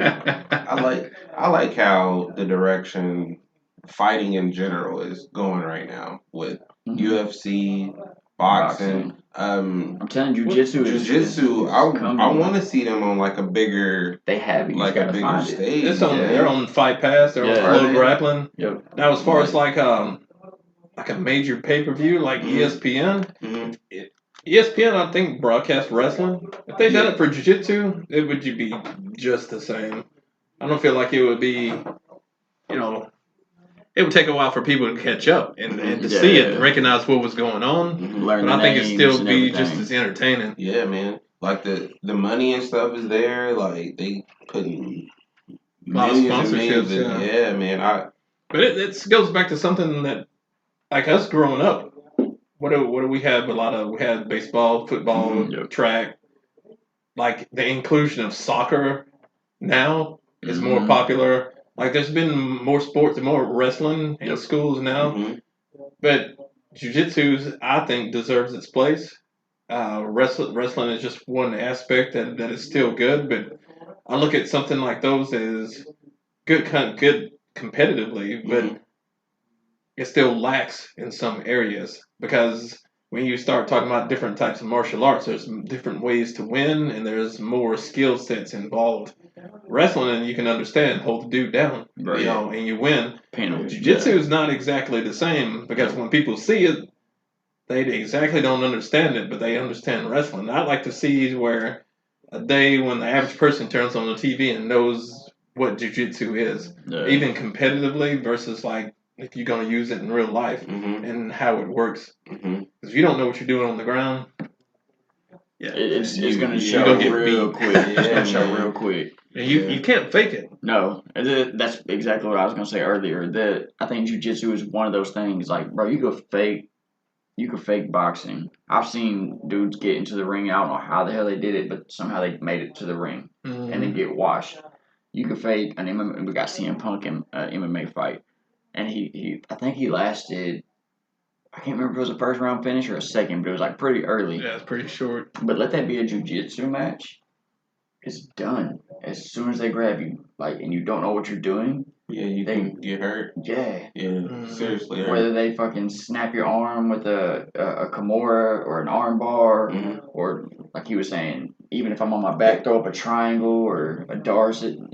I think it'll take one like big name, Gordon Ryan, like is that one big name, like a mainstream person, to like make jiu-jitsu popular to where they can bring it onto like the guys stages. And the guys who train jiu-jitsu that are like popular are like some of the rock and roll guys, like Five Finger Death Punch, Bathory. He trains jiu-jitsu.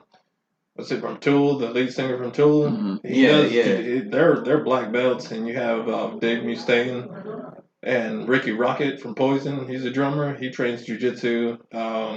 Tom Hardy does Tom jiu-jitsu, Hardy, yeah. And the guitar player Phil Collin from Def Leppard. He's a stand-up guy, but I think he does some jiu-jitsu. But I know he does martial arts. But those aren't like guys that would go compete, right? Because they do, they already have a profession that they do, but they do carry a name. But there's other guys out there like Saved by the Bell guy, like the Mario guy. He does jiu-jitsu and Hawaii Five-0. What's the dude's name? You ever watch Hawaii Five-0, the new one? Oh, I can't remember his name, but he does jiu-jitsu. I think he's a black belt. I think he has a brother, Khan. I think Khan is his last name. I think him and his dad or his brother or somebody does jiu-jitsu as well.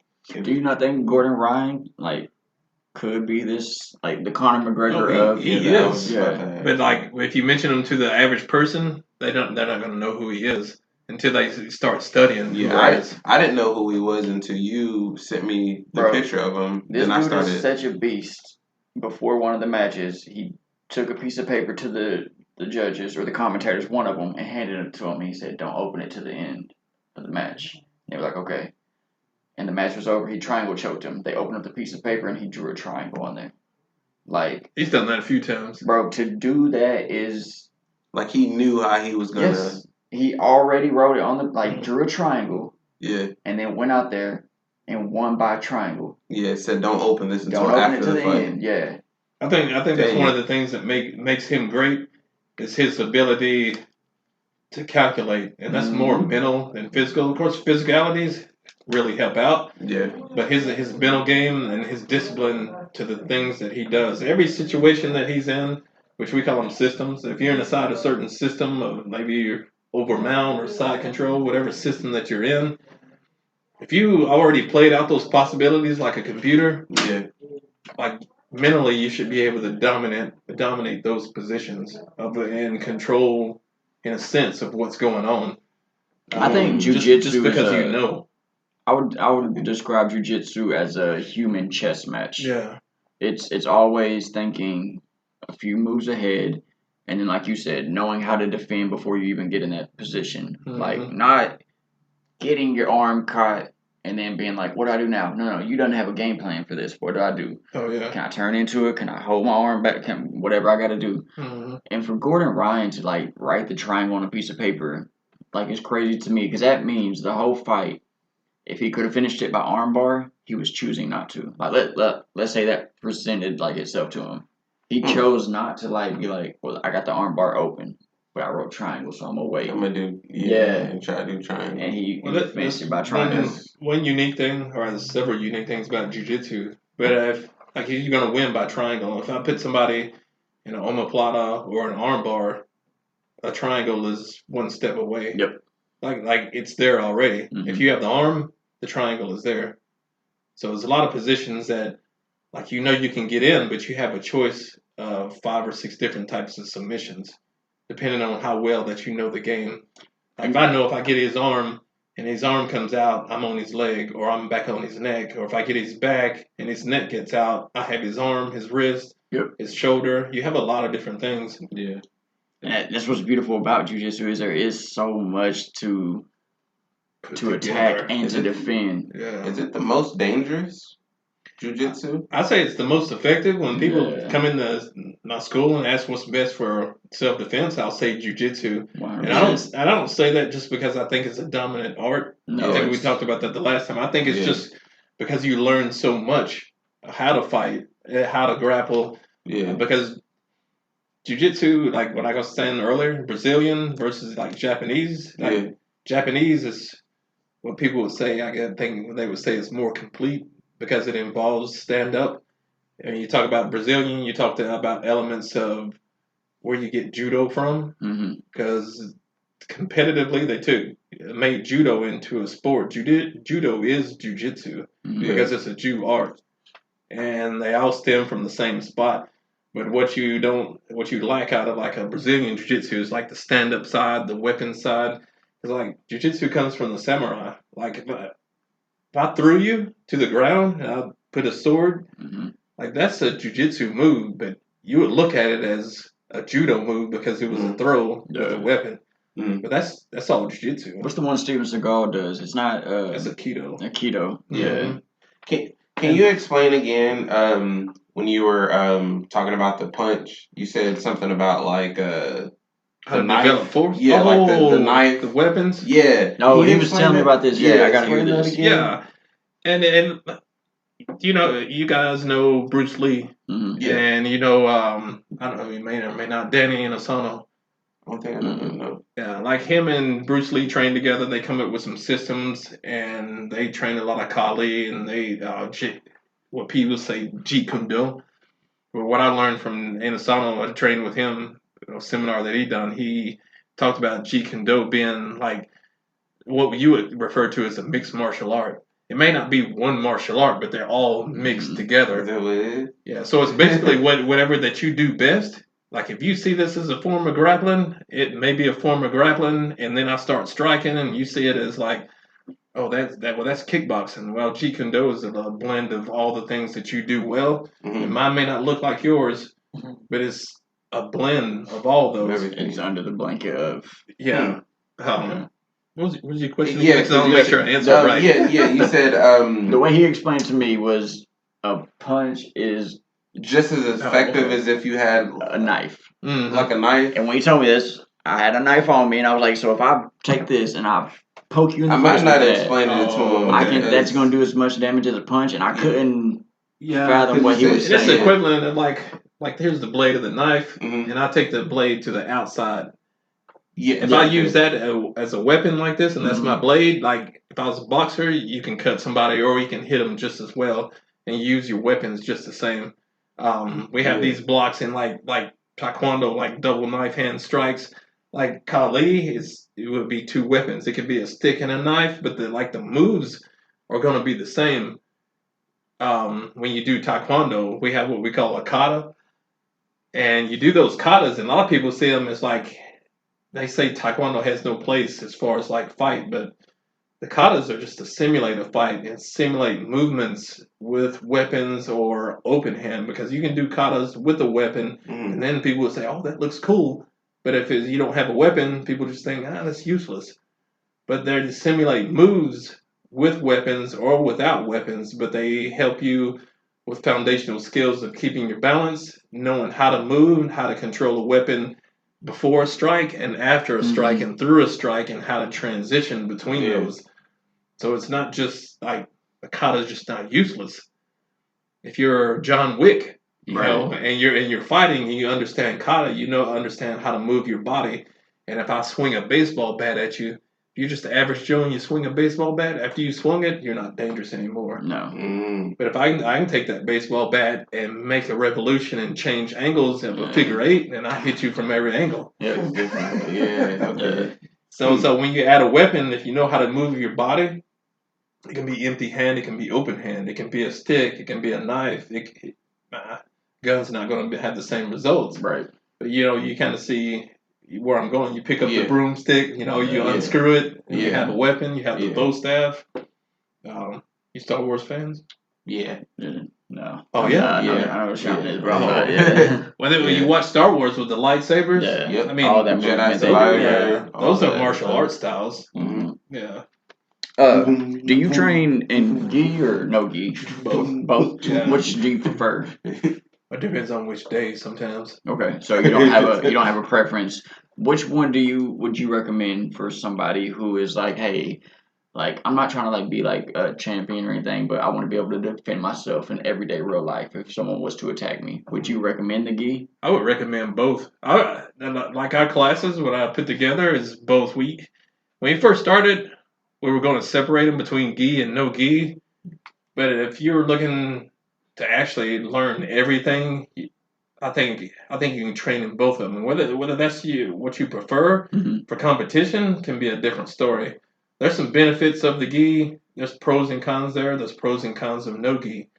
Like if you get into it with a naked dude, Or you can somebody with handle their shirt yourself. off, yeah. Somebody with the shirt on, or you got to fight with your jacket, or you got to fight on the street, and you got clothes on, you got Yeah. shoes on, there's a lot of different elements.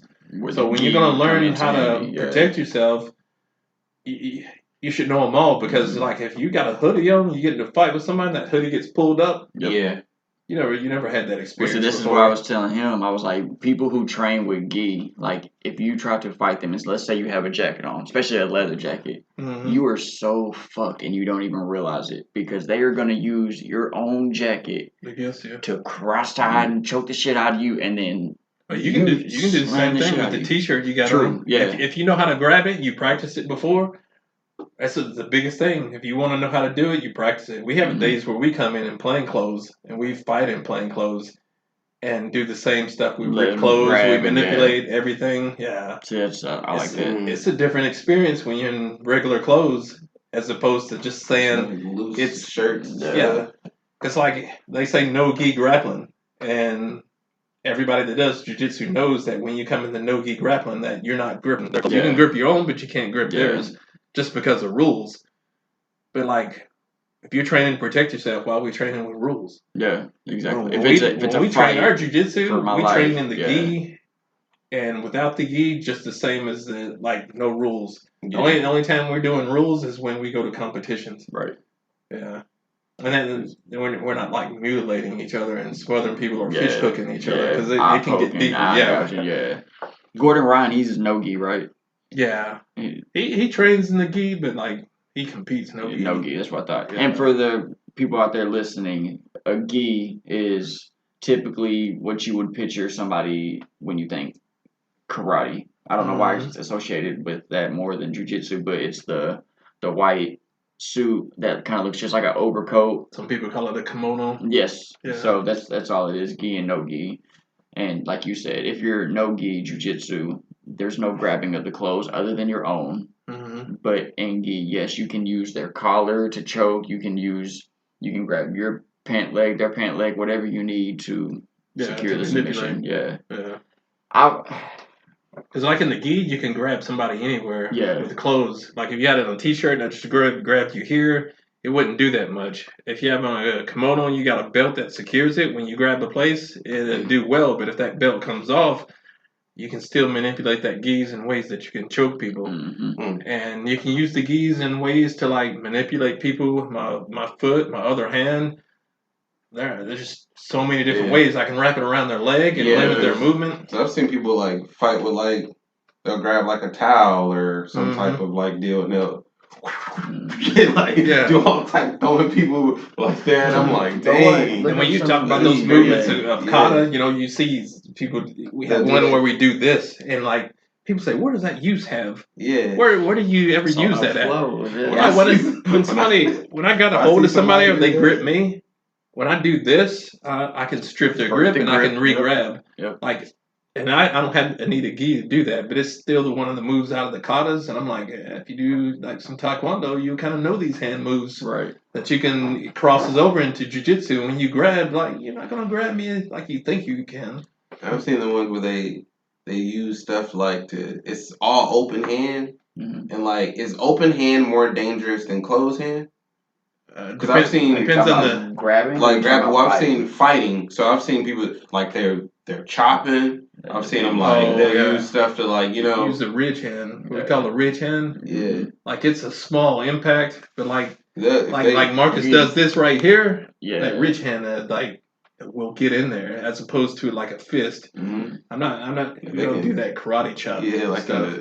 I'll use a ridge hand before I use like a karate chop or something.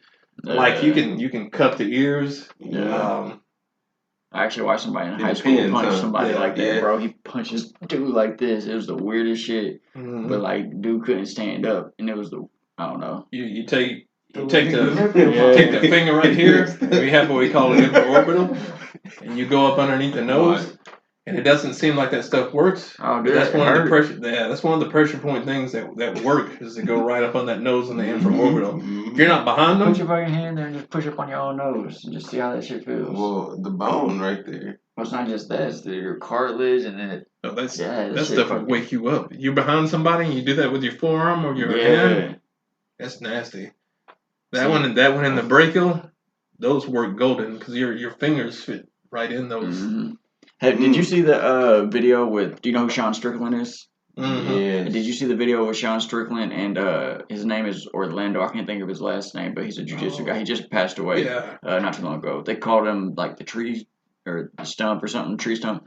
But Sean had like underhooks basically, and Orlando just like snapped it real quick, like, and Sean was like, that's fucking dirty, dude. Yeah, I saw that video. Motherfucker. Yeah, and then Sean like went back fist and kicks and stuff. What's your take on that? Was that a dirty type of move, or was that like?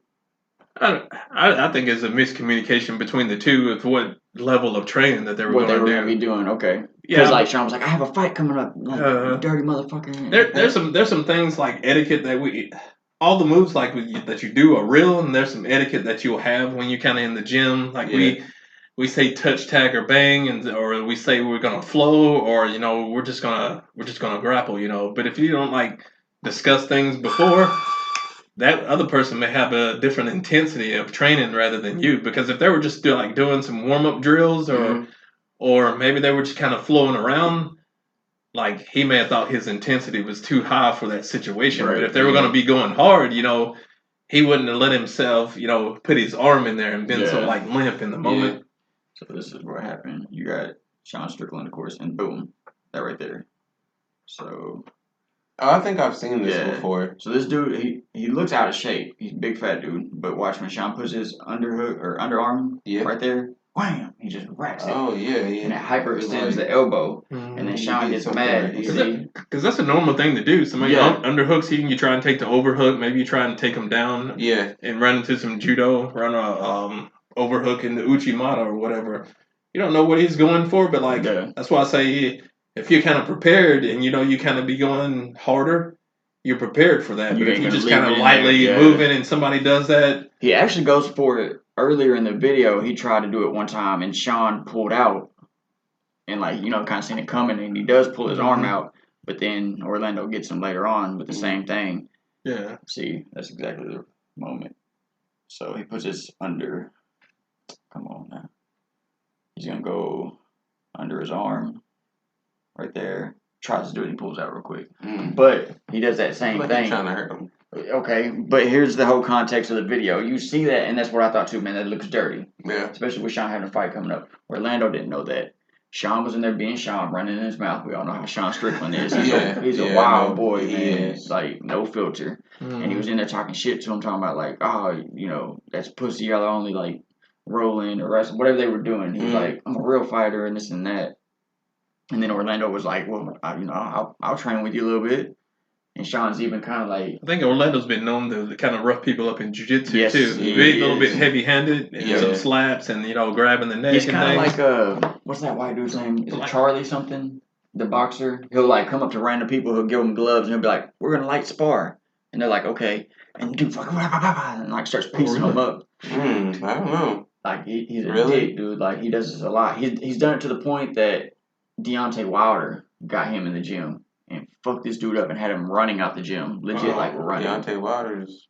And, this was before Deontay, got big and famous, but it's still Deontay, you know what I mean? And, this dude was just, going up to people in the gym like bodybuilders. He's like, put this on, man. We're gonna spar like lightly, and then they're like, okay, and like they then put it he's on, taking it and they're like, what's serious. up? And then he's and like fucking them up, and they're like, dude, what the fuck? I'm gonna have to look into that. I haven't seen that Dude, one. he's either. yeah, Charlie something, but then Deontay Wilder got a hold of him and legit ran him out the gym. Dang. R.I.P. to Orlando though. He recently Yeah. passed away. Oh yeah. What I can't remember. I mean, he's a good grappler. Yeah. I mean, just because he'd be able to see his sides and think he just rough people up, don't mean he didn't have skills. Yeah, Chris, I can't remember if you have mentioned it already, but what's some of the most famous people you've trained with? Mm-hmm. There's a few Couple. there's a few that I've met and there's a few Yeah. that I've trained with. And when I say train, this doesn't mean like weeks at a time. It's been like they've come in and done a seminar. Always one of the first seminars was in like Miguel Torres, just having a couple of seminars with him and understanding some of the philosophies, the way you train. I trained with him a couple of times in person, a couple of times online. Going back to Eddie Bravo, some of his black belts was Marvin Castell has been a recent guy I've trained with, and also Brandon McCaffrey. Marvin's out of California. Brandon's out of Alabama. Those are a couple of the guys I've trained with. Yeah. There's also Justin Rader out of Oklahoma. Trained with him a bit in some of our black belt conferences. And those are some of the names that I think people would know because Justin, he's fought some MMA. He's one he was one of Lobato's guys, Lobato Jr.'s guys for a while, and he went off on his own. And you are black belt? Yes. Yeah, I'm black belt in Taekwondo, what is it, 3rd degree in Taekwondo, and black belt in Jiu-Jitsu. What's the highest degree you can be? For Taekwondo? Yeah. Taekwondo's like 10th, but most of the systems are the same. When you reach a level of black belt, it's training, and the amount of the training, it's not based on time at the beginning. It's just a conglomerate of training when you get to the black belt, which Taekwondo is different. Taekwondo, you'll be held responsible for knowing this much when you get the black belt. Jiu-Jitsu, you'll get the black belt, and you don't know the same as the next black belt because it's such a broad art. But once you reach black belt, whether it's Taekwondo or Jiu-Jitsu, it's just time goes from there when you earn your degrees. Like a degree of like Jiu-Jitsu, like if you get another stripe, a degree, like it's going to be based on 3 years. 3 years, you get another stripe. I think after you get 4, they go up to like a coral, then a red belt. You said you're a black belt in jiu-jitsu. Do you have any stripes? No. Not until I was black belt for 3 years, and I'll get a stripe. How long have you been a black belt? Been a little over a year. Okay. Is that the one where you have like the different like stripes on your actual belt? Yeah. Okay. Yeah, and most different colors. Most martial arts have. Good, bro. Most martial arts have a structured ranking system, and some of those systems, like our belt system for our Taekwondo, is different from other schools. Some schools have a conglomerate of belts where they go more colors, golds, yellows, greens, purples, blues, and a lot of stripes, even camel belts and some arts. Our school for our Taekwondo is there's more time that you'll spend at a belt, but you still move up to the same structure and learning the same type of material to a black belt. Because we've had some of our guys in competition before that's been outranked by other schools, so to speak. Yeah. But our students have beat them, and it's something they have to explain to like the kids or the parents. Be like, the color of the belt doesn't matter. You have the same amount of experience, or you have more. Just go in there and do the things that you know because the system we run. Some of those other systems are more structured, different. In some systems, the red belt is like we don't have a red belt. Sometimes their red belt is over their black belt or 2 levels below their black belt. So all the ranking systems for the Taekwondo isn't really unified. And from Taekwondo to karate, because some karate tournaments they won't let Taekwondo people in. See, so like you were talking about the camel, I've seen camel and coral before on the belts. Is that like I mean, is that like just like the master, like the top level? For coral belt and like in jujitsu, it's based on your time. I think when you get the red, you start to get the more stripes. But I think coral is the level after black, after like so many degrees, Uh-huh. and you get placed in a coral before you go all the way to red. Okay. It's not kind of like the movie Red Belt. I don't know if you remember that movie or No. not. Uh, That's why that movie was called Red Belt. Cause I haven't seen too many red belts.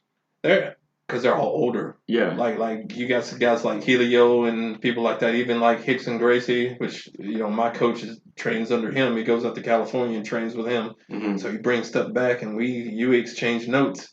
Especially a lot of the history. He'll find out some of the history firsthand from them, Yeah. and we'll have conversations about it. So you find that a lot of martial artists are really opinionated in their craft, and like you ask me one thing, you ask another coach, and he'll have a different perspective on it. Right. Yeah. It's because we've had different experiences, but like it's still an art to where we all have opinions and we create. Yeah. Do you have a goal? Like, do you want to reach like a certain degree? It's really right now to keep training and to keep producing people up under me and like bringing the most out of them, and I don't know, for lack of better terms, trying to make them to be the best person that they can be. Yeah. Not just on the mats, but like overall improvement of the person. Because some Yeah. people's goals are different. I can't say I went out and trained with him last week. Mm-hmm. Did you? I felt good, bro. I felt really good, man. Oh yeah. It was Did you get to dope. roll and stuff? I didn't roll. He's doing some kickboxing. Kickboxing? Mm-hmm. Bro, I want to get into Muay Thai, but I'm fucking like scared shitless of like snapping my fucking leg. Oh, you mean like Anderson Silva or something? Like anything, just I ain't ever like I'll mess around at home because like I'll see people like tapping your shin with like wood and like whatever, like a piece of wood, or like taking it and like rub it up and down the shin to create the microfractures to make it calcify. Yeah. But like for me not doing it my whole life, but man, Muay Thai looks fucking sick. And that's you don't have to do those things. Like those are things like if you're growing up in Thailand, like you're gonna be doing that as like Right, 5, yeah, 6 years yeah. old. They're gonna be doing those things to you. But like coming up now, you wouldn't have to like temper up before you come into the gym, and you're not gonna be put in front of people. Like in my gym, you're just not gonna be put out in front of people and fighting them. Like you're gonna be worked into positions to where you're comfortable with it at some level. Yeah, they're just throwing you. Because if you're totally comfortable, you're not gonna learn. But like right. you're gonna be eased into those positions, and you're gonna be comfortable with the things that you're doing, and understand how to throw a proper kick to keep yourself from getting hurt. Because some of those things, when you're competing in MMA, how those guys are kicking and the things that they're doing, isn't the most safest, but it's practical for the situation that they're in because they're trying to throw a quick kick without getting taken down. Like the as Anderson opposed Silva, to, yeah, he was trying to throw the quick kick, and like what we teach is like you gotta hit with you just take popsicle sticks and hold them on each end. You heard this before? You take the popsicle sticks, and they're not gonna break. They will break if you hit them hard enough, but if one's laying flat, the flat one's gonna break here.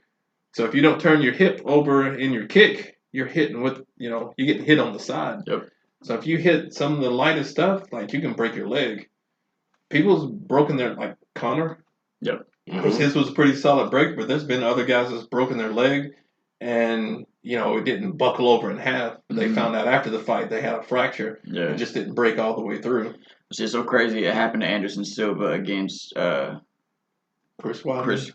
Chris Weidman, and then Chris Weidman against I think it was Jared Cannonier maybe. But had the exact same break. It was the Ultimate Fighter. It wasn't Cannonier. It was the. Look it up now, cause yeah, I forget his name. You don't have to receive the black belt. Does it have to be given to you by any of the Gracies? No. Because the reason why I'm asking, because I'm looking up some stuff on Nate Diaz. It said he received his Brazilian Jiu-Jitsu black belt from Cesar Gracie. What's his name? Yeah, you're right. Yeah, from Cesar Gracie. Yeah. Like if you follow the lineage, and it's always going to lead back to Gracie, To the Gracies. because of Brazil and where it came from. And Brazil, like I said, there's migration from Japan to Brazil, and same thing with like Brazil up into the U.S. You know, there's migration there, but they started a lot of the ranking systems, and the ranking systems were put in place that match people in competitions, whether it's judo, jiu-jitsu, and all those things. And you should have my coach on the show and discuss a lot of those things, because like he's a master at that and knows a lot of different types of relationships and how those things work. But when you follow the lineage back, the black belt's always going to come back from a Gracie. Even like Mitsu Maeda, and he's in our lineage all the way up to, Danny Dring is one of my coaches. And then under him is my coach, Brian Wilson. And then there's me. And then I have my legion of students. So they're all come from, like, Gracie. Yeah. And with my coach going to train with, like, Hickson, Dave Kama, Chris Burns, Chris Howder, a lot of those guys, with their private training sessions, like I go to my coach and pick his brain and get the good stuff. Yeah. Because it improves it down the line. Some things get left out, and you like to keep it, pure. Mm-hmm. More information you can deliver, the better that your students will be.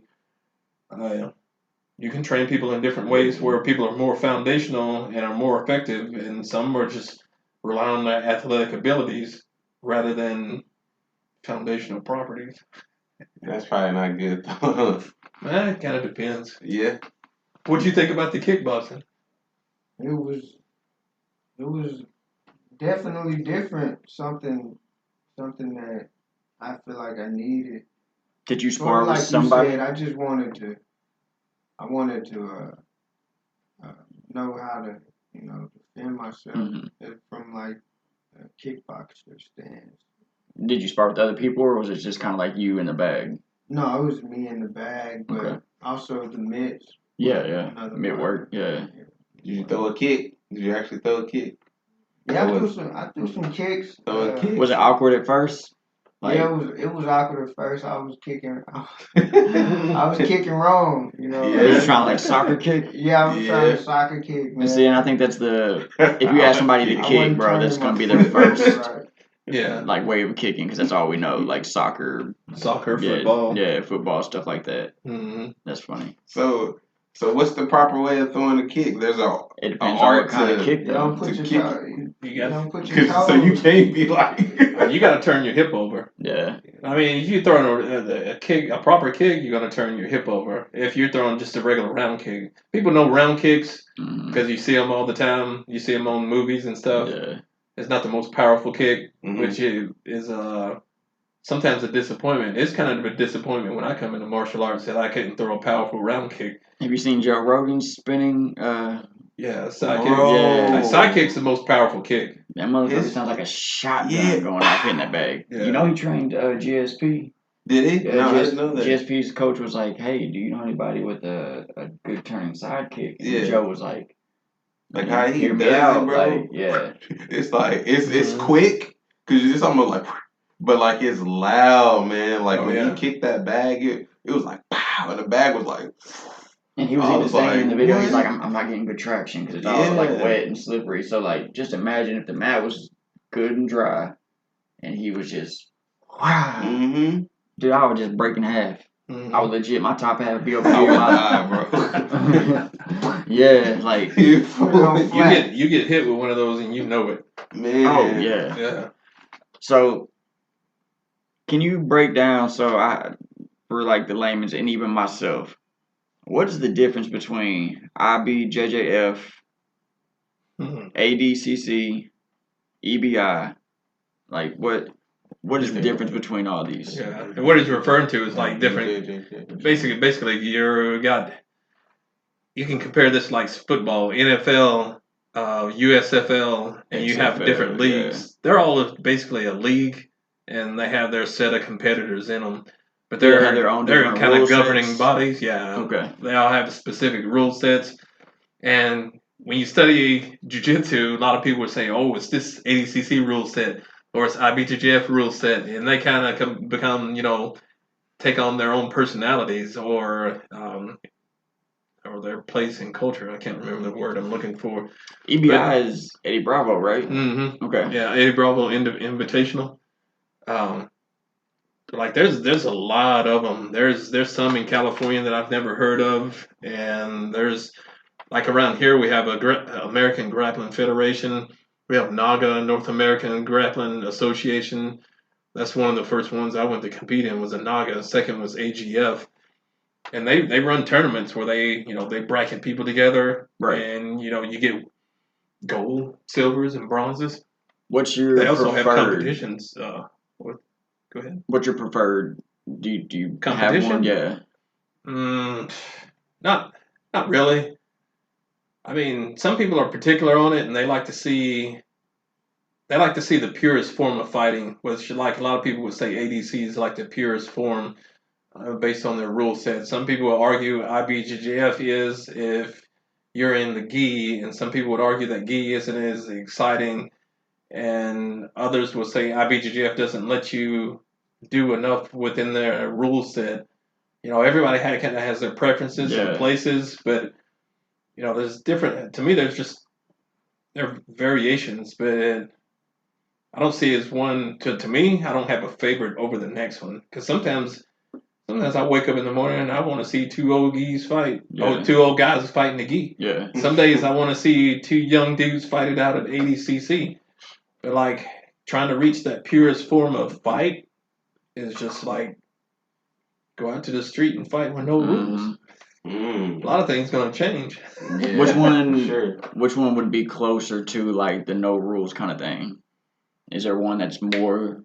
I think it would be 80cc. 80cc. Yeah, because that's what everybody puts up there. Because I think some of the matches that they fight, there's no points at the beginning of the half, unless some of them have changed. They used to have no points, and it was all no gi, and then they would have points after so many minutes. But the finals matches, the rule sets change, and you have to do a specific thing. And I think the time limit changes, and maybe some of the rules and how they do things. I know the guard pulling is a different rule because some people hate guard pullers. When you start the match, some people want to see you wrestle. Others like to just go to their hips, just sit down and play off the bottom. What's the wizard dude? His name's Wizard, or the nickname's the Wizard. Ryan Hall, is that him? Oh, yeah, Ryan Hall. Yeah. He would pull guard a lot in actual UFC fights, and people would boo all the time because they was like, why is this dude sitting down? Yeah. Or he would go for like the rolling leg take, yeah. And it was like, why is he taking a dive? And not understanding that like if he gets a hold of you, bro, it's done. Yeah. And he was dominant for a long time until Ilya Taporia. I mean, just ground and pound the shit out of him, but yeah. And there's a time and a place for all that. I mean, you only know if it's your time and place if it works. Right. If it doesn't, you just look crazy. What do you think about this next big fight we got coming up? Sean O'Malley versus Aljamain Sterling. Oh. Do you think Sean O'Malley can keep Aljamain at distance and do his striking thing, or is Aljamain going to get a hold of Sean and take him down and just... If Aljamain stays in his face, he'll win. Yeah. Sean O'Malley needs distance and time to set up certain things that he does. And if you don't give him the time and the comfort and the space to do it, then he's just not... I don't think he's going to do it. I think the more uncomfortable you can make him, the better chance you're going to have at beating him. When he first came out, some people saw him coming up from Contender. Yeah, I didn't see him on Contender. I kind of was late in the game when I saw him. Yeah.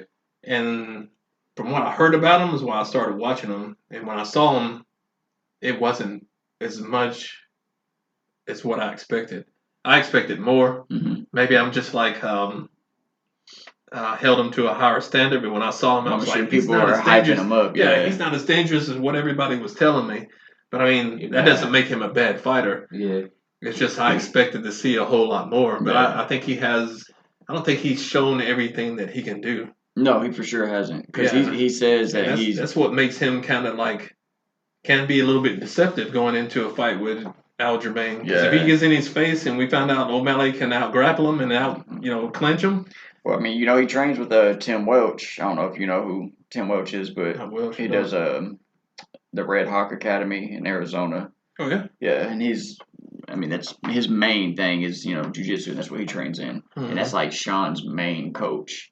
So you would think with him having a coach who has this background in jiu-jitsu that Sean has to have some kind of jiu-jitsu. He might not display it because his striking is that's so what he's good. known. And man, that's why I say I hadn't exactly his seen striking, everything, but I've seen him grapple. But yeah, like I know he's went to like grappling competitions, but like that's just grappling, right. and like he's not going in the grappling competition trying to prove a point to everybody that he can grapple. He's in there to win the grappling competition. What did you think about him versus Peter Yan? Did you watch that fight? No, I wish I'd have seen it. Okay. I was going to get your take on the decision. He got the decision, but a lot of people, that was going back to kind of the judges. A lot of people think it was a robbery. They think Peter, I call him Peter because I'm American, but Peter Yan. Oh, yeah? Yeah. Peter Yan. Yeah, that's it's Russian. A lot of people think Peter won. I think Sean won based off damage. Oh, now, Peter did take him down, but he didn't do anything with it. He took him down, and Sean was right back up. There was no submit, and even while Sean was on the ground, like you were talking about, he's on his back. But I mean, he's throwing up on platas. He is. He's threatening with the triangles. So he might have been looking like he was losing just because he's on the ground and dude's on top. But if anybody knew jiu-jitsu, they would be like, "Oh, I'm a plata." He's attacking. He's attacking. Yeah. So that's why I'm not mad at the decision. Like I could see how they could look at it like, "Oh no, Peter was picking up and slamming him." I'm like, yeah, but you don't understand what happened after that. Like nothing happened to where he was threatening Sean with like submissions or anything. He did rock him one time, didn't drop him, but he did get a clean shot. So now I know Sean can take a hit. Because that's one thing we haven't ever seen. And that's what people, when I talked to them, that's what they made it seem like that Jan just outworked him. That one was a tough call. Yeah, like I said, if you don't recognize like the omoplata attempts, the triangle attempts, just everything Sean was doing off his back. And even on the highlights just showed the stand up. And when I saw the just like highlights, I'm like, he doesn't really look like he's outworking him. Right. No, it was pretty even. Like I said, until Sean landed that knee in the third round that split Peter over the right eye, like it was pretty damn close. Like I think even at the end of the fight, Sean thought he lost. Because, like, he remained on his knees. Peter jumped up and walked around the cage, and Sean was like, getting the blood off his face. That's something that Sterling has to watch out for is those knees. Yeah. Okay. That's a mid-range strike. Yes. And, like, he hangs around in that mid-range thinking he's closing distance. And then let him try to shoot real quick, and Sean hit him with that knee. Because that's happened to Sterling, actually. I can't think of who the fighter was. Marvin, maybe? I can't remember. Bald-headed, fights in yellow trunks. But he went to shoot in on him, and that's what it was, a straight knee. And I'm talking about Aljo was stiff, like hands up in the air on the ground, stiff. That's going to be a good fight. I'm going for Sean O'Malley, but... Oh, I'm definitely going for O'Malley. Yeah. But is that your favorite fighter, ain't it? O'Malley. The Sugar Show? Izzy. Yeah, Sugar Show. But it's because I have watched him since the Contender series. Yeah. And, bro, like, from there... Like, just to see how he handled himself, even back then as such a young kid, but being able to just, like, snipe these people from distance. Oh, yeah. And, like, me and Marcus even talked about it, like, through text. Like, we was like, man, imagine, like, you run into this dude on the street, and you like, this goofy motherfucker, I'm about to piece him up. And the next thing you know, you eating kicks to the face, Yeah. And you're like, what the fuck just happened? He's hitting you from 10 yards away. Yeah. And he's so long, man, and so tall. Like, he's 5'11", I think. Yeah. Something like that. Yeah. He looks tall. He looks like he's 6 foot. He's tall. But he's bantamweight. Built, like, yeah. I wanted to see him fight Dominic Cruz. Ooh. Because they had that little bit of conversation back and forth between them two. I wanted to see what would happen between the movement and the striking. What happened to Pettis? Anthony Pettis? Yeah, what happened to Anthony Pettis? He's either in PFL or something? Yeah, he got cut. I like him. He got cut. Which, okay, that's what I sent you, or we were talking about that one day. It's Bellator. Or no, maybe it is PFL. Yes, PFL is going to be liquidated to either professional fighting Bellator or UFC. Yeah. And on UFC's roster, they had Michael Venom Page listed as a fighter. They had AJ McKee listed as a fighter. And I'm like, man, if we can get Michael Venom Page in the UFC, that's going to set up so many good fights. That's going to be another Michael Chandler, Eddie Alvarez. See, I'm not mad at Michael Chandler, man, because like even though he only has 2 wins in the UFC, one is Dan Hooker and the other Tony Ferguson, which we know Tony's situation. I mean, to beat Dan Hooker the way he did is pretty impressive. Yeah. Dan Hooker ain't no joke. I think they're good fighters and they deserve to be where they're at. But it creates a higher standard when they talk themselves into positions where they say they're coming into the UFC and they're just going to run through every fighter. Right. Yeah. And you just beat one dude so far. Yeah. And then you that's beat by everybody. Yeah. When you don't back it up, you kind of, Because Chandler, he's lost to Charles Oliveira, lost to Justin Gaethje, lost to Dustin Poirier. That might be it. So he's won 2 out of the 5 fights in the UFC. Those were top tier fighters. Those are the guys he said he was going to walk through. Yep. Yeah. That's those are no dudes to be walking through. No. Right. And even in the Dustin Poirier fight, like, he looks so dirty. Like, going for the fucking, like, fish hooks and, like, all the getting fingers in the mouth. I was like, what the fuck? Shoot, he was fighting. That's what it was. Does he stand a chance moving forward? Michael Chandler? Yeah. No. You don't think so? Oh, yeah? I think so. Like 2 and 2, so 2 out of 5, 2 and 3. And that does okay. And I get upside down yeah, the losses. I get what you're saying. Because you got to beat all those guys. But listen, it's just like Dustin and Justin. They've lost recently, but they lost to the best. Same thing with Chandler. He's losing to the best. Granted, like Chris said, though, you can't come in here talking about you're going to run through these people and then lose to them. But the way I look at it is he's not losing to weak dudes. Mm-hmm. And it's not like he's getting dominated either. Like him and Justin Gaethje, bro, that's a motherfucking Yeah, that was a pretty, fight. yeah. He needs to fight somebody outside the top 10. Do you think we get him and Connor? I think that. No. Are they- You can barely get Connor. I knew that fight wasn't happening Right. when they started the season. Yeah, that man.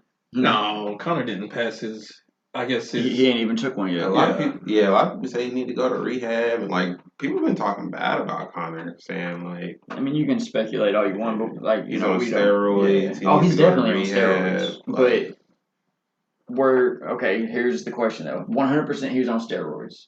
He was on what is it, like human growth hormone for the leg? Oh, she is? Yeah. Okay. So that's doctor prescribed type stuff. Mhm.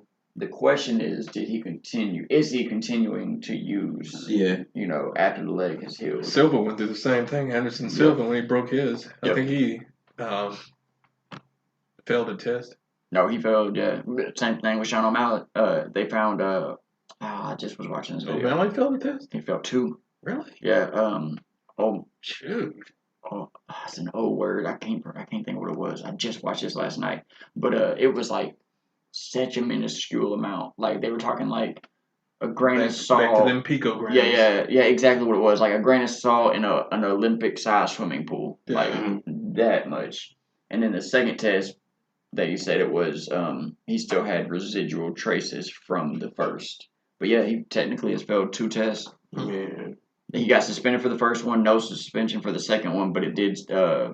His fight got canceled, and he ended up having to wait for a later fight. Let's say Connor and Chandler did fight. That would be to me. That would be if Connor loses that fight, he needs to consider retirement.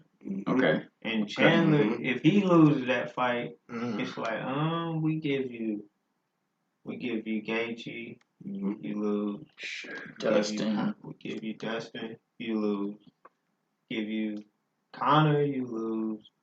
Even on if you, Ultimate Fighter, I mean, You gotta consider retiring after that too. Yeah. That's why I say you have to get him somebody outside the top 10 to get somebody else to step up on that, and he has a fair shot to kind of salvage his position and save some face. do that first. But that's the thing. Somebody Connor's else. not going to take nobody out the top 10. Oh, I thought about Chandler. Oh, Yeah. Chandler. Okay, Yeah. Chandler. Yes, Chandler. Okay, so if I gave everybody a magic wand and I said, bring Connor back, match him up with this person, Who are you picking? Wow. Gaethje. You like the Gaethje? Just because he just won the BMF. Connor's even talking shit, talking about I'm gonna come get that BMF, and then he me and did. Nate are gonna do our trilogy. Yeah, Okay. so definitely Gaethje too. I kind of like the beef him and Chandler guy, but yeah, Gaethje. Yeah, Gaethje. I think Gaethje would be a fun fight. Even I have to agree. Gaethje. Because I wasn't thinking along those lines at first. I was thinking Gaethje kind of maybe he's untouchable. He needs somebody else to. yeah. And I was thinking Poirier, but actually, after you make the argument for Gaethje, like that makes sense. Mm-hmm. Yeah. He's after the BMF title in the interview they actually asked Dustin and Gaethje if they would be willing to fight Conor. Mm-hmm. Both of them said no, just because of like Conor's situation. Dustin and stuff, really don't have a reason to fight. Especially Gaethje. Yeah. He was like, who? Yeah. Yeah. Fight who? Yeah, he was But like, he said, I ain't gonna fight nobody on steroids. yeah, That's he what did say said, that. Yeah. Yep. So I don't know, but I would like to see that fight. That'd be a good fight. I could He say can come back and try to take that belt. so. Connor come in like, oh, you think you the baddest mother?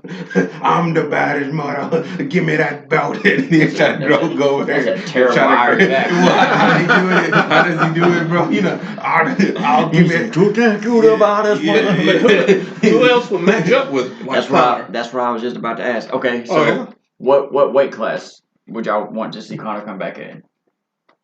Well, You know he's not. Definitely. 55.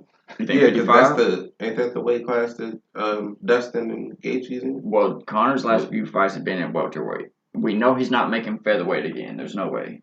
Conor's featherweight days are done. So you either have lightweight or you have welterweight. And what's the pounds? What's that? 155 and 170? 155, 170. He was doing good at 155. Yeah. Ain't that the one where he was double champ? Yep. That was double champ.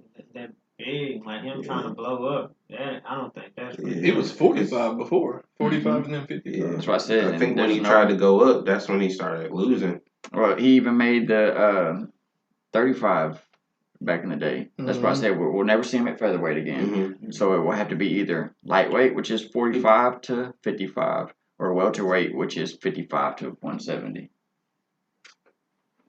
How he looks right now, he looked like he It would have around to be like 170. well, he's 190. Yeah. He doing too much. Yeah, That's some see, steroids. Yeah. When somebody looks like they have sides on camera, usually they're right up underneath 200. Yeah. Yep. So that's probably He what said was in a tweet that he was 190 pounds of granite, is what he said. So that's Izzy's weight, ain't it? No, 190? No, Izzy's not fight weight, though. no. Izzy's fight weight is 185. 185. Yeah. Conor ain't fighting no 185 or No, Yeah. bro, Izzy would kick his fucking You head think off. so? You think That's Do I think? that's a size difference. Yeah. You're talking about like George St. Pierre when he talked about fighting at 185. Yeah. He looked. 250. Yeah. They had a picture of George St. Pierre. That's funny that you bring that up. George St. Pierre standing next to Izzy and Alex Pereira, and there's like, how was this dude ever the champ? Yeah. Like, because the size is. GSP's my size. Like you look at me, GSP's my size. But he's just so technical. Talk about Beulah. Man, I met Dan Hardy. And his legs And like a tree trunk. Yep. Dan Hardy was coming down I-40, and I sent him a message on Twitter, and he stopped in, and we talked, took some pictures and whatever. And, like, he's one frame size bigger than me, and his forearms are bigger. And he's like the same size, around 180, 190, something around. And then he fought at 170. And, like, when you see him and George St. Pierre in their fight, you can kind of compare sizes, and you can see the size comparison between GSP and what's the natural born killer? Carlos Condit. Yep. Oh yeah. See the difference between their sizes, because Condit's a taller, lankier guy, and had different body types, just a little bit different. And it's interesting how those differences make fights. Yeah. Oh yeah. What do you how do you feel about weight cutting?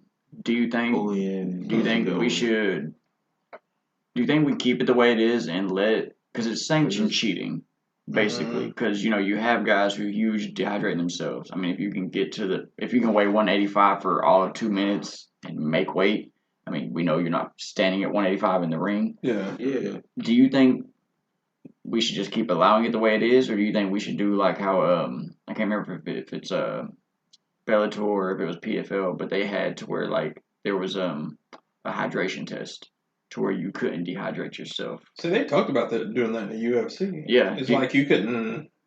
So much hydration you couldn't go Yes. back into your body before or something like that. I don't know if it's still like that. Well, UFC has it to where you cannot do like an IV past. I think it's 10 ml. Oh, so you can still IV. You can IV technically, but it's such a low amount that it's kind of not worth it because that was the whole controversy with Alexander Volkanovski versus Islam Makhachev. Yeah, You get it with the name. Yeah. Islam had a bruise that coincides with IV usage, and Dan Hooker said that he had inside information that Islam rehydrated, and then Islam's manager Ali, whatever his name is, he represents like Islam, Kamaru Usman, Justin Gaethje. He's everybody's manager. He came out and he basically was like, yes, but we only did X amount of mLs, so it was in the rules. Yeah. I don't know. I think weight cutting should be eliminated. I think we should let fighters fight at their weight. I think we would get better fights. Granted, we wouldn't get like the knockouts as often because you wouldn't have the fluid being gone on the brain, but I think we would get more healthier fighters. I agree with that. That's more healthier fighters. That's a tough decision because everybody like say you for a fighter, you fight better at a certain weight. And you feel healthy at that weight, so you feel comfortable. But in theory, you may not be within the rules set to do it, but you're fine and you're healthy. But there's other guys that will put it more on the line and more at risk to get out to that lower weight, right, and spring back up. Yeah. Even though they know they fight better at weighing 156, but they cut to 145 and they get back up to 156 because they know they're really athletic at that weight. You start adding 3-5 pounds on and they're 160 and they don't fight as well just because of cardio and a lot of other stuff. Like I have my specific areas where I feel I'm better at, and even if I'm within the weight division, if I'm 3 pounds heavier than what I like to fight at, I don't do as well in certain areas. Do you think that's mental though, or do you think it's actually a physical hindrance? Yeah, you can feel it. Especially when you get with heavier people, you can feel it. And when I was heavier, I was above 180 for a while, and I would just in the gym, I could dominate, and I was like, man, I'm the heavy guy now. I can fight my top game, but my cardio suffered, and I couldn't move as well. But when I got low 170, I can move. And I can do a lot. I just can't hold my top positions. And I'm weaker in some areas. But your cardio is lasting better. That's why I think Marcus Charlo won't have a good chance with Canelo because he's jumping up 2 weight classes. Like so he's 150. He's 154. He's going up to 168. Unless he knows his physical abilities are in a wider range of a weight. I mean, people are different. Yeah, because he was supposed to originally his brother, the other Charlo, was at 160. Jamal's at 160. He was supposed to fight Canelo, but he having like the mental health issues or whatever. So now his brother, the younger one, is jumping up 2 weight classes, going from 154 to 168. And just like how y'all said, like when you're carrying more weight, your cardio is different, like your movements and stuff. So I don't know, man. Canelo fight. I want Charlo to win just because, but Canelo to go right now. Charlo, both of them, their mouth, man, is just way too. They do, man. That's like press conferences and stuff, interviews. Like every time the camera get on. Well, you don't like it? Why? Well, it's one thing if you can back it up. They back it up. I was about to say, do they got the wins to back it up, but it's just a certain level of just disrespect Yeah. Okay. Do you guys think that builds like a sport? That say we take all the trash talk out and everybody just all respectable and I don't like it. it's all competition. I don't like to see two fighters sit there and like give each other a back rub the whole time. Like take Connor and Cowboy when they fought. It was so respectful. Like, man, I wanted Connor to be like, because he talked shit to Cowboy in the past. He's like, "You're too slow. You're too stiff. Oh You're yeah. stuck in the mud. I'll snap you like a board."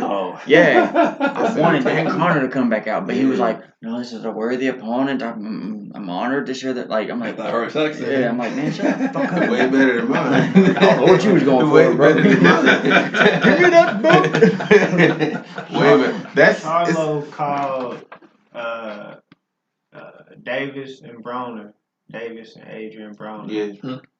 Going through the hall, just starting shit with him, calling him cokehead. Y'all some fucking cokehead. Mm-hmm. But the whole time he's the cokehead. Yeah. Like, and with the mental instability, so it's like I like the trash talking, but keep it like, don't just be spreading just bullshit out, because people could. Where we're at now, people pick up on that. Like, we're in the social media world, people just take it and run with it. And so that's what I mean by, like, disrespect. Yeah, it's good for the sport, but, like, I want to see him get humbled. Like, either one of the Charlos. I think it's good for it's good for entertainment to bring eyes to the sport, but I almost think it's okay. So back to weight cutting, I see weight cutting as another fight within the fight. Like, that's kind of why I don't want to see it go away, because it does prove like that's the fight before the fight. You have still to strategic you to have use to be against able the to- fighter yeah, or yeah. work for you. And then the trash talk is the same thing. If I can trash talk you, and I can poke around, and then I find out, ooh, there's your soft spot, like whatever it may be, like your wife or your religion, like how Connor That's why I said did, my wife, you know. like whatever it is, like how Connor did with Khabib. Connor was like, "Oh, you can't drink," like pouring him drinks and shit, knowing he can't. You remember drink. Marcus Davis? Marcus. The Irish hand grenade, I think that's his name. He fought Dan Hardy back in the day. Older fighter now. Yeah. You remember that fight? How much Dan Hardy trash talk? Oh, but Dan Marcus Hardy's Davis? a wild boy too. Yeah, though. and that was at the pinnacle of his trash talk. I asked him about that stuff, and we just laughed about it because, like, he was really good at it. Yeah. He did it so bad he had Davis beat before they got into the cage, and when Davis got in there, he couldn't function at all. That can happen. He beat the brakes off of him, and then laughed at him afterwards. Another good example of that is Nate Diaz, Donald Cerrone. Same thing. Nate Diaz talked so much shit to Donald Cerrone, knocking his hat off and just getting in his head, that when the fight came, you would think, put Donald Cowboy Cerrone against Nate Diaz. On paper, you'd be like, oh, Donald's about to come in and just beat his ass. Donald's got the most head kick knockouts. Like, Diaz, don't protect very well. He takes shots. You'd think, okay, here we go. We about to see Diaz go to sleep. No. Diaz got in his head and just went in there and just beat his ass. It's mental. Yeah. Trash talking is mental. For sure. You can be a professional trash talker. Oh, yeah. I think that's pretty much what Connor is now. Yeah. You can be That's where we're right at. there, man. Like, it's been time. Muhammad Ali. See, Like, they come Muhammad in, Ali man. was almost, he talked trash, but it was almost the opposite. He didn't so much like say, you're a piece of shit, you suck. It was more like, I'm better. I'm great. You ain't me. I think there was a time and a place that's one thing where because they're coming out of Ali's days. There were boxers and people around, but like, what other boxing matches or like drew all the press, and you have a black dude coming up, with a mouth, right? And people want to hear what this dude's gonna say. Yep. And it was a different time than it is now, so it was like, we need to have some eyes on this dude. If you saw it now, you'd be thinking, okay. Yeah, that's but like, like again, kind of one of the first. What they say, like, to come he gonna get on you. As soon as when he come in the door, like, you're ready, because that's what they was there for. As soon as when he walked in, everybody on the camera. As soon as when he come in, he like, "Dad, boy, go right there." I told you, like, that's how it is. I don't think he lived that, but I think he found out that gave him the notoriety that he wanted and he thrived on, and helped him with his game. Cause just think about it, man. Like, if you're the opponent a guy coming in and that's all he doing is just saying like, "Oh, I'm better than you. You can't beat me. Like you can't match up." And he's just I'm the going, greatest. Yeah, I'm the greatest. You know what I mean? And then you're just like, man, it like it's gonna get in your head. And you're like, man. So then when you're in a fight, like that's the advantage because like you're gonna be like, man, I gotta knock this dude out, And man. they be Because talking like, trash in your ear during the middle of the fight. And Ollie would talk the whole time. When he's grabbing him, stuff like that. When he's fighting dude, He push him off. Like you can't hit me, bro. Yeah, you can't hit. Yeah, that too. When he was fighting I can't think of who it was. We kept calling him Cassius Clay, and he was like, okay. Like, and he got in the ring. Yeah, he was like, what's my name now? Yeah, what's my name? Like, say Ali. Say Ali. Yeah, man. So we got about 40 minutes left. Something that y'all didn't touch on in the last episode, and I want to talk to you about it. With you going to be, you said you went to college for criminal justice, and you even said you was a cop. Mm-hmm. I want to get your opinion on, real quick, how do we fix this relationship with police and civilians right now? Oh yeah, I remember. Oh shoot! How? Talk about a complicated subject, right? Ooh. And I know there's not going to be one right answer, but like, how do you think? And I can give you what I thought, and it wasn't to fix necessarily the relationship, but there was a way that I kind of thought to stop all these unnecessary killings. And it was if every African American person in the United States was to go get a life insurance policy. Oh shoot! And if they was, because life insurance policies don't want to pay that money. If they can put your death onto anybody else, they're going to. So let the police kill you unjustified or unjustly. They're going to pursue the police department for that money that they now owe your family. That's the first time I ever heard anybody say something like that. I think that's not going to fix the relationship now, but I think it's going to hold people accountable. I think the relationship is for anything. It's like to build communication and realize that like people are people and people are still police.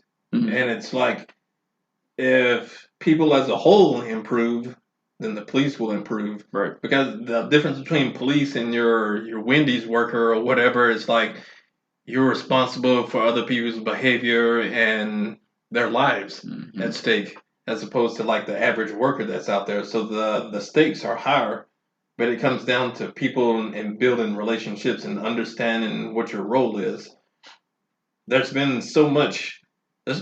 Crime's always been a thing, but what's the object? What's the purpose of a criminal? Some criminals are, you caught me.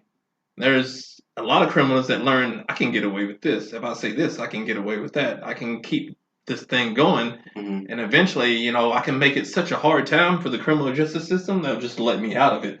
If I can be such a hindrance and say that I'm being abused and build this wall up, it's part of that that's going so far. And then the other side of that has the power is, trying to inflict their power against to stop some of it, and then you get lost in the confusion of like the authority of somebody, and we don't want to get lied to, and we want to fix the problem, we want to make the arrest, and it becomes a game of people's lives rather than just like people being people and you being accountable for your actions. Yeah.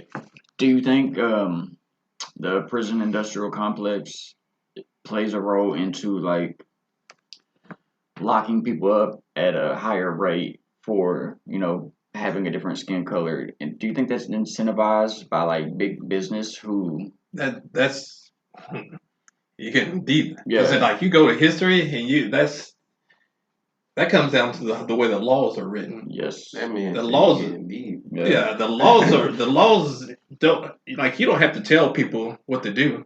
Right. If the laws are written like that, it just the things that do was just play out. Because it's not so much as like you can call it systematic, but when it comes to like systematic, it's one foundation, I guess, one rule that may make it like this, but the people just kind of fall into place. May not be that the prison themselves is trying to do this or the police themselves is trying to do this, but the law is written to where we have to do these things. Right. So that affects your community. It's like you just drive around and see what you see local communities at a local level of what's going on and how they treat the people. They're also being governed by, the higher ups of the way they do things. Some cities you can go to and you'd be like, huh, everybody's cool here. Yeah. They don't really play that here, Other cities you go to and you're like, everybody's separated, nobody talks to each other, and don't even know your neighbor. yeah, you see the divisions in the community, and you see the divisions up higher too, or something is happening that you can't see.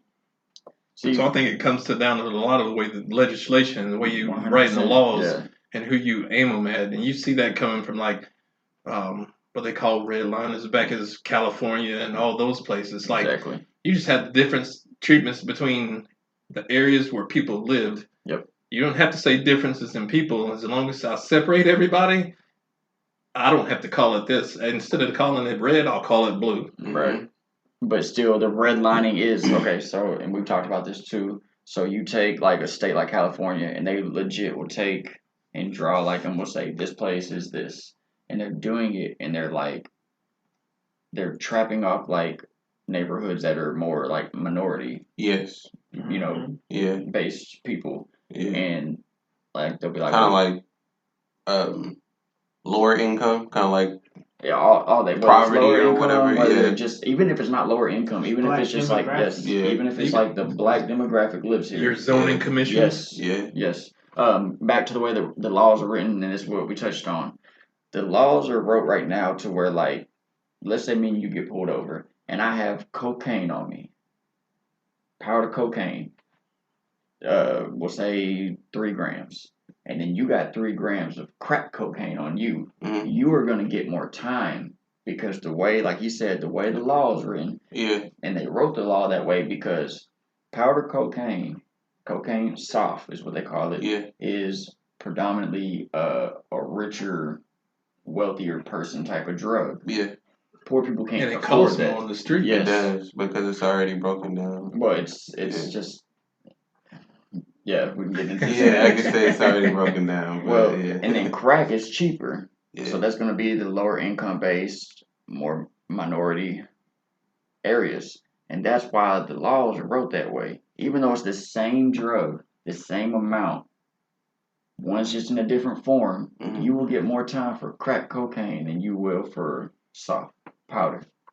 And that goes back to what he was talking about, how the laws are wrote in such an unjust way that they were going to find a way to fuck the minority. And like you said, systematically or systemically, it affects so many lives that were affected by that. Even in the 90s, that crack cocaine bill, that was one of, I think Joe Biden, that was one of his laws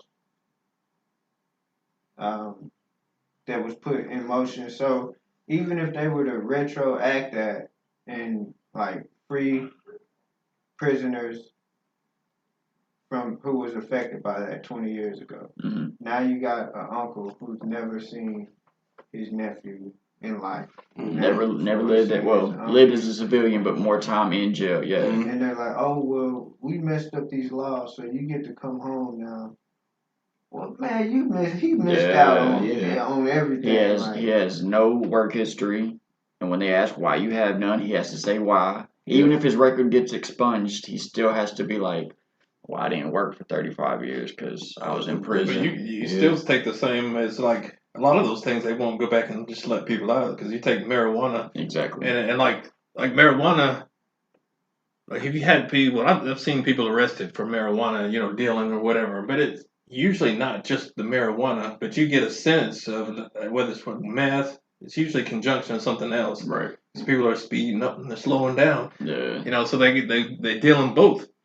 But when you look at the statistics, they'll take statistics and say, oh, he's in here for marijuana for this long. But like they didn't mention like the meth usage, the weapons, and all this other stuff where they had enhanced penalties and they were doing it within a certain area of the school. Yep. And they add all this stuff on, but statistically, you can say this is a marijuana arrest and he shouldn't be serving this much time.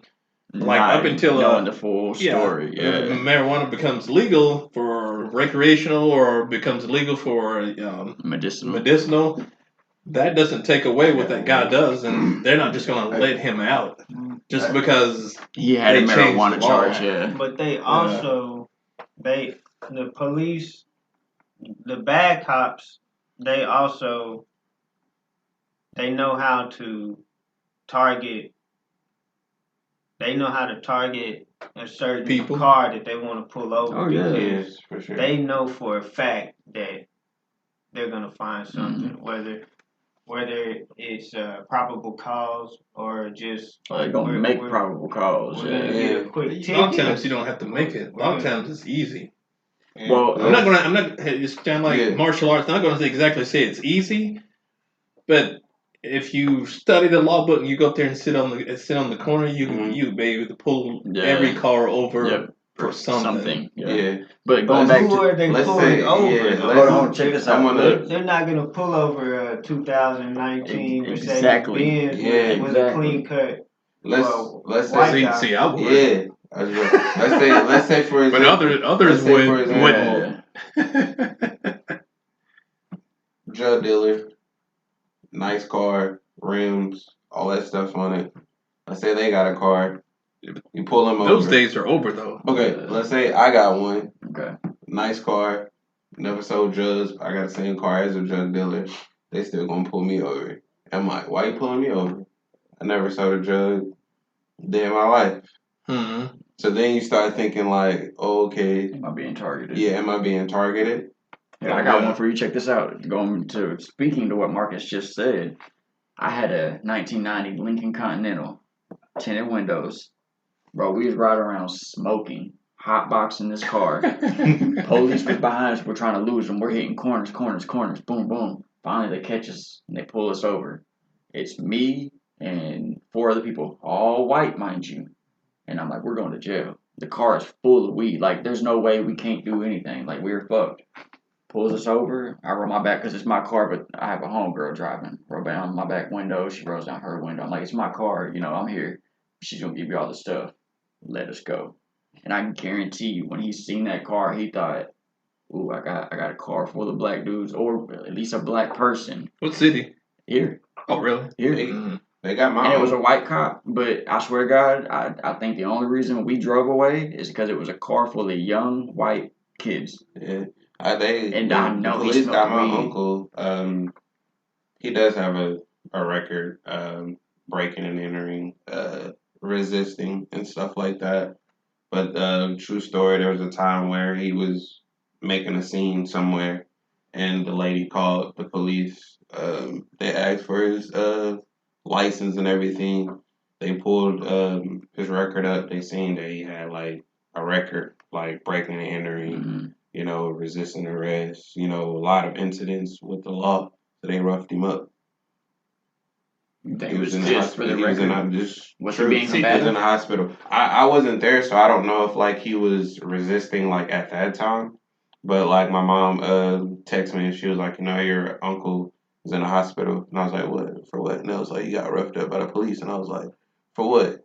And then she was like, I don't know, but he got roughed up. See, that's one of the things and I had this conversation the other week with somebody, and one of the things that like when I patrol, one of the things I didn't agree with, and I tell the guys I work with, they would. Some may be listening, but they heard it anyway. But they walk up to a car and get somebody for speeding, what have you. Really, it wouldn't matter, and they find out they had a criminal record, and they had dispatch run the criminal record. Now I ask them, why are you having them run it? Oh, to see what they've been arrested for. I said, does it matter? Right. Yeah, I want to know if they've been arrested for drugs. I said, it don't matter. I said, you got them at the car. What does that pertain to this Find situation? out what you can. If you want to know what he's doing in the car, ask him. Mm-hmm. Don't run his record, because they run his record. Go back in there and accuse him. Ask him, what about this dope 10 years ago, or what about this? Like, you can't change your life. Yeah, and I'm like, you're just judging somebody on their past, and you're going to make them mad. And I'll be like, it's your fight. Like, I ain't going to sit up here and fight tooth and nail for something you done made somebody mad for. It's like, you got to know how to deal with people. Like, don't go accusing people if you're trying to find something. If I'm trying to find something on you, I'm gonna let you know it. It'd be like, I think you got something. Yeah. You making me nervous, dog. Because I Yeah. talked to some people like that where they made me nervous, and I tell them, I said, you so nervous, you making me nervous. Yeah. And see, and that's the thing. Especially with me, bro. I don't even do nothing. I don't even smoke weed no more. Not judging you on your history, Yeah. because that does nothing. If I want to look in your car, I'm just gonna ask you. If you say no, I'm sending you on your way. Right. You say yeah. Now see, but Yeah.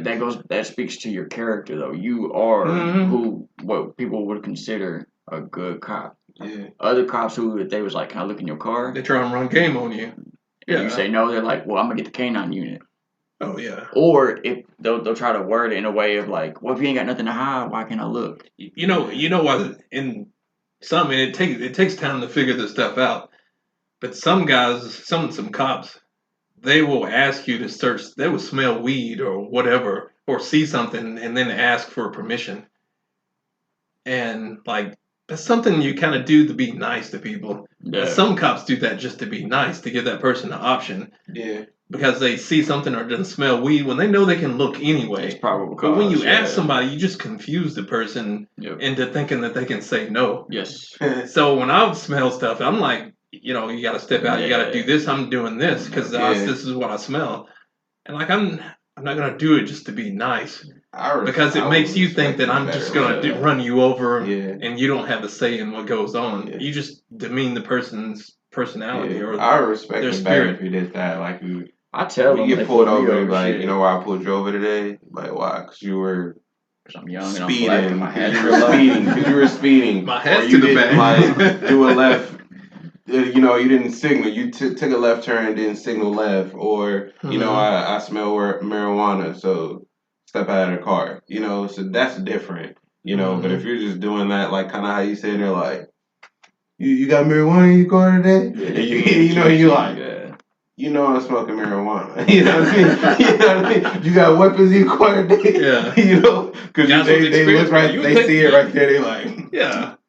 I see that gun right there. You got a gun here. You like, don't insult the people. I mean, treat them like people. Treat them with respect. And I respect. They already know you're gonna try and arrest them for something. Yep. Yeah. So there's an incident that just happened here to, I'll say, friends of mine, just recently, like in the past week or so. They got pulled over. There's 5 people in a truck, and there was a half a blunt in the cab. Everybody in the truck went to jail.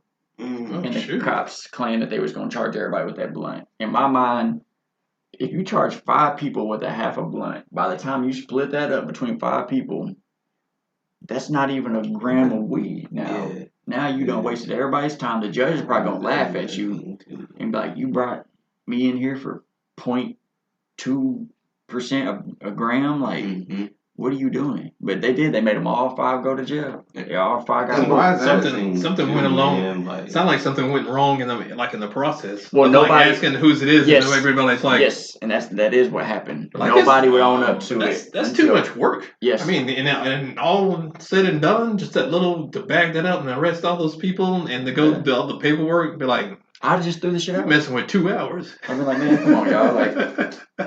But yes, it is because nobody would own up to it until after everybody got arrested.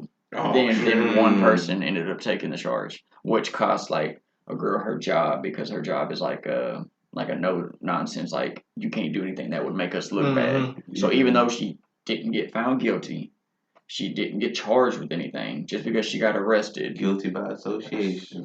How many times you've heard it, man? You get judged by the company you keep. Like, that's a big thing, and jobs are, like, not playing these days. Like, and I'm a strong I'm against that. Whatever I do in my daily life after I clock out is none of your business. Yeah. Like, as long as I'm not killing or hurting or raping. My wife, bro, she be like, because, like, some of my friends and stuff, like, she be like, I'm like, yeah, man, like, I'm going to go kick it with so-and-so and so-and-so. No, you ain't. And it's not like... It's like she's trying to be like my boss and say like, no, you can't do that. Like you need permission. Because we had like a lot of conversations about that. And she'd be like, she'd be like, no. She'd be like, because they be smoking, they be drinking. Like, they got multiple women over there. She'd be like, you was not going over there. And I'd be like, well, I'm not a smoker. If they smoke, they're not going to influence me to smoke. I'm a grown man. I can handle myself. She's like, that's not the point. She like, what if you get pulled over? Yeah. What if they get pulled over? Your She defense, like, and her I be defense, like, yeah. you know, she'll like break it all the way down or whatever. She like, what if you Mhm. was over there and like something happened? She like, House now could you're get in raided. trouble, and I'm like, Oh yeah. all right. So I'm just sit at the house then. Yeah. You know what I mean? I mean, you do lose a lot of But control yeah, when you're so like much. at somebody else's place or something goes down because like you know Mhm. you just don't know. You don't have You don't know the what's in situation. the house. You don't know Yeah. who's in the They house. might got two bodies in the bedroom. Exactly. They your best friend and like you like I feel like, dang, bro, you didn't tell me you got 3 bodies back there, bro. Dang, man. I wouldn't have came over here, man. Like, if you really my homeboy, bro, you would have told me you had 3 bodies in there, bro. Could at We least ain't took kicking them no more. outside. yeah, we could have went over my house. You smell weird. Like, man, dang, bro. That Jeffrey shit wasn't Dahmer. clean, man. Oh, yeah. But, yeah, man. See, so going back, like, is there a way that we can a realistic solution to fix the divide that we have between It- police and civilians? It takes constant. If it's from like the police side, it takes constant training and like knowing how to deal with people and like we had this conversation last time. Like if you reach the age of 21, you become a cop. You already been raised. You got your own set of beliefs and morals. Mhm. And how do those compare to the laws? And then how do you go about your job? Right. If you've been treated deceptive growing up, that may just be part of your personality, and that's your style, the way you police. Some are like that, and it's just kind of normal. Yeah. And sometimes the else, feedback you get from people aren't the feedback that you want. Yeah. And others, like me, when the majority of the time it's respect. There's a place where I'm only going to take so much from you, though. Yeah. Everybody has that limitation. Some are farther, and some are less. But some of the guys, I'll say guys, girls too, in law enforcement need better training on how to just handle people, like martial arts. I was just about to ask you, do you think every police time you should handle take somebody, jujitsu? you handcuff somebody, you controlling their body. Yeah. You're not fighting them, but you need to know how the body works to stand them up, to get them out of the car, to slide them over. If they pass out, how am I going to sit them up? How am I going to get them in recovery positions? There's a lot of things you need to know how to manipulate somebody's body and knowing how the body doesn't move. Right. Yeah, and even when people start to resist, knowing the things that you can do with your hands before you reach a weapon, because too many people are tool reliant. How many videos you seen where people got tased 5 and 6 times and there's 2 officers standing there and there's one person be like, that's happened to me. Yeah, I got tased, and just because I wasn't fighting back, I just wouldn't give my hands. For one, I didn't do anything, and they were like, "Put your hands behind your back." I was like, "Well, I ain't done nothing, and I'm at my house. Like, y'all are tripping right now. Chill."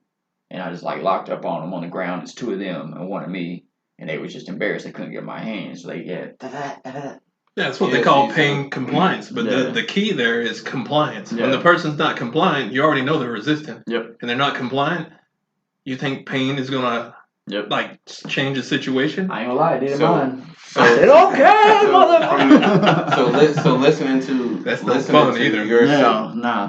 Listening to your situation from the outside looking in, like, was it right for the police to tase you just because they said put your arm behind your back? In my opinion, and in my lawyer's opinion, no. She said, for one, I wasn't suspected of committing any crime. They were called due to like I can't even remember what they got called for at this time. But I was actually in my car leaving the house. Like, I think me and my wife had got into it or whatnot, and I was leaving the house. And I was like, hey, I'm leaving. Like, I'm getting away from the situation. And they were like, no, you're not. And I'm like, okay. I was like, oh, you were trying to leave while they were there? Well, I was already backing up, and they pulled up behind me and blocked me in. So I put it in park, and I was like, hey, like, I'm leaving. Like, we got into it. Nobody touched nobody. She had actually hit me, but I wasn't going to say that. Like, so I was like, it's all good. Like, I'm gonna go. And they're like, no, you're not. You're gonna tell me what happened. And I was like, well, nothing. And they was like, well, can you put your hands behind your back? And that's when I was like, why? I ain't done nothing. And they was like, well, turn around. And I was like, nah, I ain't done it. Like, I'm cool. Like, I'm at my house, and I'm not leaving. I'm not trying to run. Like, I thought I'd just stand here. And that's why, like, when he threw me to the ground, and I wasn't even like talking shit or nothing. I just locked up on him like this. and like was like not moving. And I thought I was getting stabbed. That's what it felt like. Because it felt like it went through my body. Mm-hmm. I legit thought, man, this motherfucker just stabbing me. It hurts. You lock up. Oh, You don't yeah. know what to do. Well, and that's the thing. It made me lock up even more, but they That's wouldn't why stop you be tasing me. Yeah. And I'm trying to, like, in my head, I'm trying to say, like, okay. Did you hear anything? No, not as being tased. I didn't, like... Sometimes when your body goes to duress, like your vision shuts down, your hearing shuts down. Yes, everything. And you can't hear. I didn't come back until, like I felt what I thought was stabbing, like 2 or 3 times. And then it's like I came, almost like being knocked out. When I came back, I didn't know what had happened. I didn't know if I got stabbed, shot. Like, and that's what I say about communication. Because, like, on the flip side, when you drive up to a house and you got a report already and the dude's leaving, you look at, oh, he may be trying to run. Right. And then I got to talk to her. He may have done something, then she's going to be mad at me because he done run off and I didn't let him. True. Or vice versa. So Problem is, she's outside and she's saying everything's good. And that's where I was like, look. Yeah, but on domestic, you can't do that. Right. Well, yeah. And I do get that because, for one. Domestic, you're obligated to talk to both of them. Because it's like. Who's to know that I'm not, like, overpowering her and being like, bitch, or vice versa. True. Yeah. And in this case, it was that. Like, if I was to really tell the truth, like, she would have been locked up. Yeah. And, like, I'm not about to do that shit. And the way you communicate is like, well, if you're trying to leave, be like, well, I don't want you to run off. I need to talk to you, get your side of the story. Yep. If I'm going to check you for warrants, tell you to check you for warrants. It'd be like, I can get you on your way if you talk to me. Not just like, well, stay here and not give you a reason. Like, if I want you here, I'm going to tell you what I'm going to do while I want you here. If I think you're just trying to run off, be like, dude, I'm going to put you in handcuffs so you don't run off, so you don't, to protect yourself and me. Because, like, there's some truth in that in some places, in some situations, but other situations, sometimes that can be just a line to put you in cuffs. Yeah. Because a lot of people feel like it's trickery, and then you're going to tell me I'm under arrest. But that's how I felt. Yeah. And that's why I was like, man, she's right here. She's telling you, like, it's all good. I'm telling you it's all good. You have my license in your hand. Yeah. You can check me for warrants. And the best, if you listen out there, the best thing you have on your side is like time. And just to, like, when they talk about know your rights, then be quiet. Just be quiet for a minute and let the officers do their thing and find out what happens. Because 9 times out of 10, they don't want to do it. They don't want to have to fight, or they want an easy day just as well. Yeah. Sometimes, like, even the last time, it's like vent for a few seconds, and we're on our way. Well, see, that was my whole thing. When they was asking me, they was like, well, tell me what happened. I was like, man, I don't want to talk about it. I was like, everything is good. I just don't want to talk. Like, I would rather just go and, like, get away from the situation. You know what happened to me one time? Same situation type of thing on the domestic, and talked to, like, the dude. When you finally got them separated, and talked to the dude, and it was like his wife was abusing him. Yeah. But, like, his pride and his ego wouldn't let him talk about it anywhere else. Well, how many times in front of people, and he didn't want to, like, put it on record because you don't want to arrest it and have to go to court. And, like, people think you're less of a man. Some people out there think that. I was about to say. How many times you think take getting hit a couple of times? So a lot of times the man, they will be less to say something that they're being abused than a woman. By law, do you have to stay there? Depends on your area and what policies your departments have. If police come, you say you want to go, like. Oh yeah, he can. As long as they find out like there's no crime that's taking place, or they're both cool, or there's nothing else going on, they're gonna let you go down the road. The problem was they were saying like I was hindering their investigation because I wouldn't tell my side. I was like, I just don't want to talk. Like I was pleading the fifth basically, and they were like, no, you got to tell me. I'm like, ask her. Like who? So hearing his story, Chris, who's in the right or the wrong? What do you mean by right or wrong? Well, like husband and wife, or police or a citizen? He got tased. Well, I got tased for resisting arrest, but I wasn't under arrest, but I did get charged with resisting arrest. See, that's the thing about it, like terms. Yeah. Like when you come to your house, or you say you get pulled over in a car. You're under arrest. When you hit the blue lights and you're on the side of the road, you're under arrest. Because a detainment is an arrest. Yep. It's just a non-custodial arrest. Or, you're free to go with a ticket. A citation is an arrest. Yep. It's a different type of arrest than what you know. So when people say you're resisting arrest, you're pretty much resisting what the cop is telling you to do. Yeah. Because, like, if it goes smoothly, they're gonna let you go. And They find out he got a warrant. My hands behind my Then back. you get a custodial arrest. If you got a warrant or if there's probable cause for a crime, then it's a custodial arrest. But if you're just pulling up and you're investigating, you're detained. That's a type of arrest. Yeah. So that's why I was resisting. I wasn't under arrest, like I'm going to jail, but it was technically they were doing an investigation, which I could have made the argument that she done came outside and said everything's okay, and I was like, I'm good. I don't I'm not saying she hit me or nothing. I was like, I'm just good. I want to go. So yeah, when you have people, pretty much when the police call and the police say just sit there and you basically got to do you guys you supposed to do what they say. But then when I got the lawyer and everything, she was like, well, for one, you should have never been put in cuffs because you didn't break any laws. There was no law that you broke. There wasn't even a law that they thought you broke. Like they got called. Did they write you for obstructing government operations? They got me for obstructing government. This is what I was originally charged with: obstructing government operations, resisting arrest, and there was something else, something stupid. Everything got dropped, but probably disorderly conduct. Yeah, I think so. And everything got dropped except the government operation one. Mm-hmm. Everything else was like they threw it out the window. Yeah. But because yes, I wouldn't talk or whatever, they got me. But in my mind, I was like, well, if I ain't done nothing, what do I owe you to talk? That's another thing. Like departments have different policies of domestic situations. You want to watch out when you go to somebody's house, and even like out in public. But the law for the state of Arkansas dictates on certain criteria. But if your department says you must get people's side of the story and you have to talk to them, that's your job. And if you don't do that, and they just be like, oh man, just go on. And they let you go. And y'all didn't want to prosecute or nothing happens. And then later something happens, they find out, or they watch your video camera and find out you didn't do what policy says. They'd be like, how many times have you done this? Like, you're fired because you didn't follow departmental policy. Okay. So what if the policy says you have to get the two sides of the story, but we still have the Fifth Amendment to plead to not talk? How does our amendment rights not trump policy?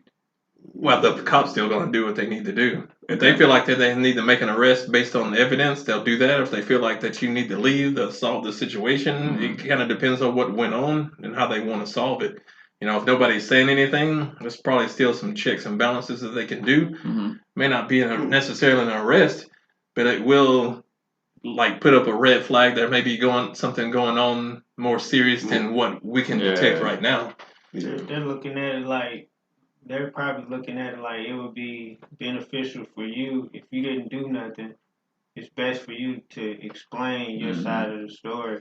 Yeah. But the only reason I didn't want to explain, because if I explain and I don't say the right thing and I slip up and I say she put her hands on me, she's going to go to jail. And so that's why I was like, I just ain't going to Some departments have a policy where they have to make an arrest. Yeah. And I've seen people arrested just because, they raised their voice, didn't have nowhere else to go. This is other states. And they made an arrest on it. And it's like, they can probably win it in court. Yeah. But what the police up front, they don't want liability. A lot of that's been put in place because of liability. That y'all went there and y'all should have known better than to leave these two people here to kill each other later. Yeah. And see, from that angle, I can totally understand, because especially like you said, with the man who was being abused, he didn't want to speak up to them. But in my mind, I'm like, how many times had this man spoke up to somebody and they'd be like, bro, you getting abused by your woman? Stop being a bitch, bro. Come on, man. Oh, yeah. You know what I mean? So you need a man up. Yes. And it's like women think it's okay to put hands on you, bro. Like, I've seen it. Yeah. Hey, I just had a situation. I just talked about it on this podcast where I had a woman putting her hands on me. She was drunk. Somebody go upside your head and just bro, she was beating my ass, and this woman had hands, bro. Yeah. And I'm driving, and I had to fucking defend myself. Upside my head. Yeah. Bro, I'm like, this shit ain't normal. Bro, some females can hit and fight. Oh yeah. Don't think 'cause they females, they ain't got some fucking. Yeah. I used to tell people that. I'd be like, man, if that happens, I said, don't have too much to leave. Just you gotta just remove yourself from the situation. I know you don't want to hit a woman. That's the best thing. If you can remove yourself, remove yourself. Bro, I even tell my kids that in a fight. Like when they're like, "How do I fight?" I'm like, "Run." Yeah. And they're like, I don't want to be no punk. I'm like, fuck all that punk shit. You know, there's too many variables on the street when you start to fight. And I'm scared to death of my kids either getting clipped one good time, hitting their head on the concrete, or them clipping somebody. And now you got a murder charge over some girl called your mama a hoe. Who gives a fuck? Like, maybe your mama was a hoe. I just don't care what nobody said. Like, words are not going to be the thing to get me to fight. Yeah. And I'm trying to, like, instill that in my kids, but, like, they're young and they're like, yeah, we ain't going to. And like he was talking about that policy stuff. Some people don't even know about those things, but that's where, like, communications and communities can come in together and, like, have events in, like, your community that talk about stuff like that, so people kind of know. Change your policy. Like with the police, a lot of them not rolling up just to tell people what to do. Some of them are. Some of them like the authority. Like the majority of the time, it's not about that. It's they supposed to do a specific thing. But if I have to do that, I'll tell you up front the things I have to do, and I'll tell you what I want to do and lay it out. And it'd be like, if there's something in here that I need to know, just say it now. And some people are like, well, I'm not going to tell. I know I'm not going to tell him. And they'll just leave that out. But if I catch it, then I don't. And that's like some people say, if I get caught, you're going to have to catch me, you know. If you found it in your investigation now, then that's okay. But I'm not going to offer it up. I don't know. I still kind of believe that shit. Like, I'm not going to, like, do your job for you, bro. Like, if there's something on me that can make it easy. Like, going back to what I said. Like, let's see if you can find that shit. Come in, you lay it all on the table. Like, look, I got called here because some cops are cool. They'll be like, if it's a little bit of weed, bro, just tell me. If it's over a certain amount and I have to write you a citation, I'll write you a citation and you can drive away. I need you to stay here because I got to hear both for your situation. They say I need both of y'all to stay here because I got to hear both of y'all. Sometimes when you know trying to leave, I'd like for you as an individual, it's kind of big time. You ain't never been in no trouble, or maybe you have, but it's still kind of, you know, you don't want that on your record. But to the cop, it's kind of small time because I've been here a million times, done this to people, and nothing's really happened, you know. But in that moment, and the cop thinks like you're hiding something else, not the little stuff. It's something bigger that I'm going after, and sometimes that person there's going to be the body in there. There's going to be the body. I'm not going to admit to nothing, you know, small because he's, you know, take an inch, take a mile. You say I'm trying to leave, they hear like, let me out. My truck rattling and shit. Let me out. I'm like, man, that's the speaker, man. That's the a lot of people they don't want that speeding ticket. That's why you're trying to leave. They don't want that speeding ticket to be like, man, I'm trying to get down the road. I got to take a dump. I've seen some videos where that works too. The cop will be like, oh yeah, go ahead, man. And you don't know if you just let like somebody with a body in the trunk go. Ma'am, blink. Ma'am. I've had that happen. Are you in danger? Pulled a dude over for speeding. I call it the donut defense. He pulled him over for speeding, and he told me he was in a hurry to get to the donut shop. Really? And I thought it was funny. See, I want to get your donut then, man. I'd be like, give me one. If we can have a laugh together, go ahead. Like that's cool. That goes back. I was just saying this to Wes. Are there like certain like gestures you can do, like, ma'am, if you're in danger? Yeah. Is there like something that like? Not. There's no universal thing because if there's a universal thing, that's one of them. The thumb and the. Yeah, the other person would know it. Yeah. You'd be too scared to do it. Yeah. Do you have to do it like right here? Like they think you're doing the game. Where like, got you. Yeah. You like got the line. That becomes to like knowing people and knowing body language. Because I have instances like you pull over a dad and you know the family's in the car and you pull them over for speeding, but you don't really want to write them a ticket, but you're gonna tell them a couple of things, so you kind of pull them out of the car and go back to the back of the car and y'all just you tell them like don't be doing this or whatever, and you kind of educate them on like what to do, but you don't want to like. Or maybe it's a high speed. You don't want to chew them out or give them, you know, what for in front of the family. Right. You want to do it like man to man to where he can go up there and he can tell his family anything. Yeah. You know. He'd be like, I told that motherfucker. Yeah. Don't put him on. You're trying to save some face, but you're not trying to put him, you know, on blast in front of his family and embarrass him. Yeah. But there's some dudes who would be like, I ain't getting out of the car. And that's where you fuck up. Yeah, I'd be like, all right, I'll tell you right here then. I'm not getting tased no more. Thank you. Yeah, I ain't getting tased no more, bro. Jail ain't made for me. I ain't no animal. I'm good on all that shit. You want me to get out the car? You want me to do jumping You jacks? talking about taser? Like all cops that carry tasers they've been tased. No, That 5 seconds is no joke. I swear, man. Like, I don't know if it's because I was on the ground, but I felt that shit go all the way through me. And yeah, I ain't doing it again. Marcus, is there anything you want to touch bases on? Man, I'm good. Shout out Next Level Listening Barber to Shop. your Yeah. stories, man. Yeah, Chris. There, Shout out Next Level Barber One other- Shop. Sir. Chris, is there any other thing you want to touch bases on? I don't think so. Just Want to plug the gym? oh yeah, come to 6421A Highway 271 Thompson Defense Academy. We offer Taekwondo Mondays and Wednesdays, and also Jiu-Jitsu Monday through Thursday, kickboxing on Tuesdays and Thursdays. Come in and have some fun. Because if you ain't having fun, then you may not be learning anything. That's a one-stop shop for Yeah. everything. Yeah. Mm-hmm. Okay. We get it done. Man, I'm glad y'all came back on. Man, I was hurt by missing that 10th episode, man. I was glad to be able to come back on and meet you. Yeah, That's cool. cool. I appreciate y'all. He really was. Yeah, bro, I was texting you. I'm like, yeah, man, man, I was listening You and gotta bring him back. you bringing up Eddie Bravo. Yeah. I'm like, fuck. He's like, Sean, you don't know Eddie Bravo. You didn't get hyped when he said that, bro. And I was like, he was like, man, we gotta bring him back on, man. We got to, because that's his thing, man. Yeah. Fighting. I think it worked better because now we had all these fights we got to go over. Yeah, it was good. Yeah. All right, that's episode 11. 11? Yeah. 12. 12, my bad. Oh. 50-50. Episode 12, yeah. We out. We out.